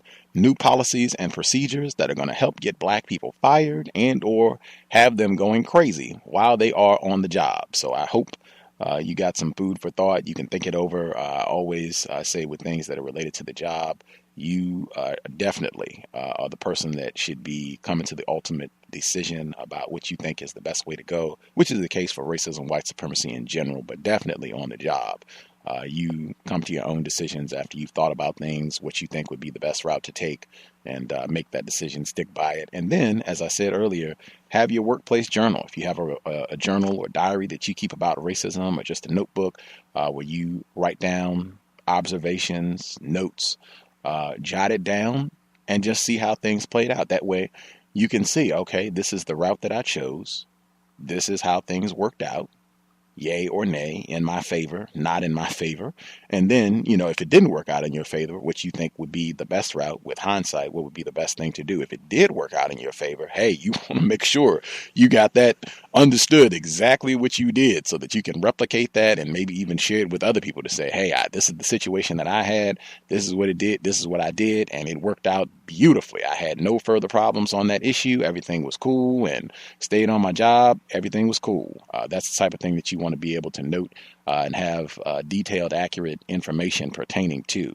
That's one of the things I don't think we do enough of. And it just comes down, I think, really to just being serious about things that happen on the job and how you deal with what happens there so that you're not getting in trouble, you're not creating any new problems, and you can hopefully, since you did ask for the job, you can stay there. You can stay there, get your promotions, get your raises or whatever else without it being more of a headache than it has to be under the system of racism, white supremacy. Anywho, thanks to all the folks who tuned in. I think we even had some people who were tuning in on the J.O.B. If you didn't get your question in, I know we did have some people who kind of tuned in a little bit late. If we missed your question or didn't get to it, our bad, my bad. I think we'll be able to get Miss Tate back and we can get other questions in on her next visit. I think she enjoys being able to come and talk with us, people that seem to be maybe a little bit less confused about racism, white supremacy. We will be back tomorrow and relatively early tomorrow. We should have a white woman on from France, one of our listeners, Femi. She had suggested Carol Mann, Professor Carol Mann. She's in France, white woman. And she was talking about, I think they had a beauty pageant in France and a non-white female won. And it was I think the same thing had happened here not too long ago, but there was an outburst of tacky, trifling commentary online. And how did this nigress win? And blah, blah, blah. And she's not even a white person. Oh, my God, blah, blah, blah. And Carol Mann, I guess for tomorrow, she commented and she was talking about how racism has become an ingrained part of French culture, that's just what they do, practice racism. She should be here tomorrow. Should be grand to hear from her. We have had people on the program before from France, but just to kind of get some of her thoughts about Marie Le Pen. This is a white woman who has been pretty explicit in her stance about racism, white supremacy, and saying we got too many of these dark people here and we shouldn't be here. This should be a country for white people, about white people. I think she frequently will use the term Frenchmen, French women, but you can tell she means white people. We got too many of these dark folks here. And there's been a lot of that period. They were just having big rallies in France where people were protesting a rise in racism, white supremacy. There were even reports where white people were complaining, sounding very similar to what you hear in the States, saying that they feel that now you have anti-white racism. It will be very interesting to get her views on a lot of that, as well as the recent, or I guess continuing, French involvement on the continent. To see what she thinks about that, as well as how that is being perceived and talked about by white people in the area of the world known as France. But this should be tomorrow. Carol Mann at, doing the math, there's a 9-hour time difference between here and France, so it should be 2 p.m. Eastern, 1 p.m. Central, and 11 a.m. Pacific tomorrow, I guess early afternoon, late morning, depending on where you happen to be in the world. But definitely take advantage. Call in if you want to get some questions in. White woman in France, her views on racism, white supremacy. Tune in. Again, the time, 2 p.m. Eastern, 1 p.m. Central, and 11 a.m. Pacific. Tomorrow, that would be Thursday. And then, of course, we'll have the book study session this Friday. Madiba, Long Walk to Freedom, Friday, back to our regular time, 8 p.m. Eastern, 5 p.m. Pacific. Remaining active during the so-called holidays, Context of White Supremacy. Invest if you think the program is constructive. Racism-notes.blogspot.com. Racism-notes.blogspot.com. PayPal is in the top right corner. Listener supported. Invest if you think the program is constructive, unless you spent all your nickels stuffing stockings, putting gifts under the tree. Hopefully that has not been the case. Thanks all for tuning in. Definitely for this Saturday, for the compensatory call-in, if anybody has any interesting events that took place during the holidays with other family members, hopefully constructive. I'll repeat again, if you are less confused about racism, one of your top priorities should be to do all that you can to minimize conflict between non-white people. I hope people are not taking this time to try to stuff racism down people's throats over the holidays. That can just be a spark for conflict.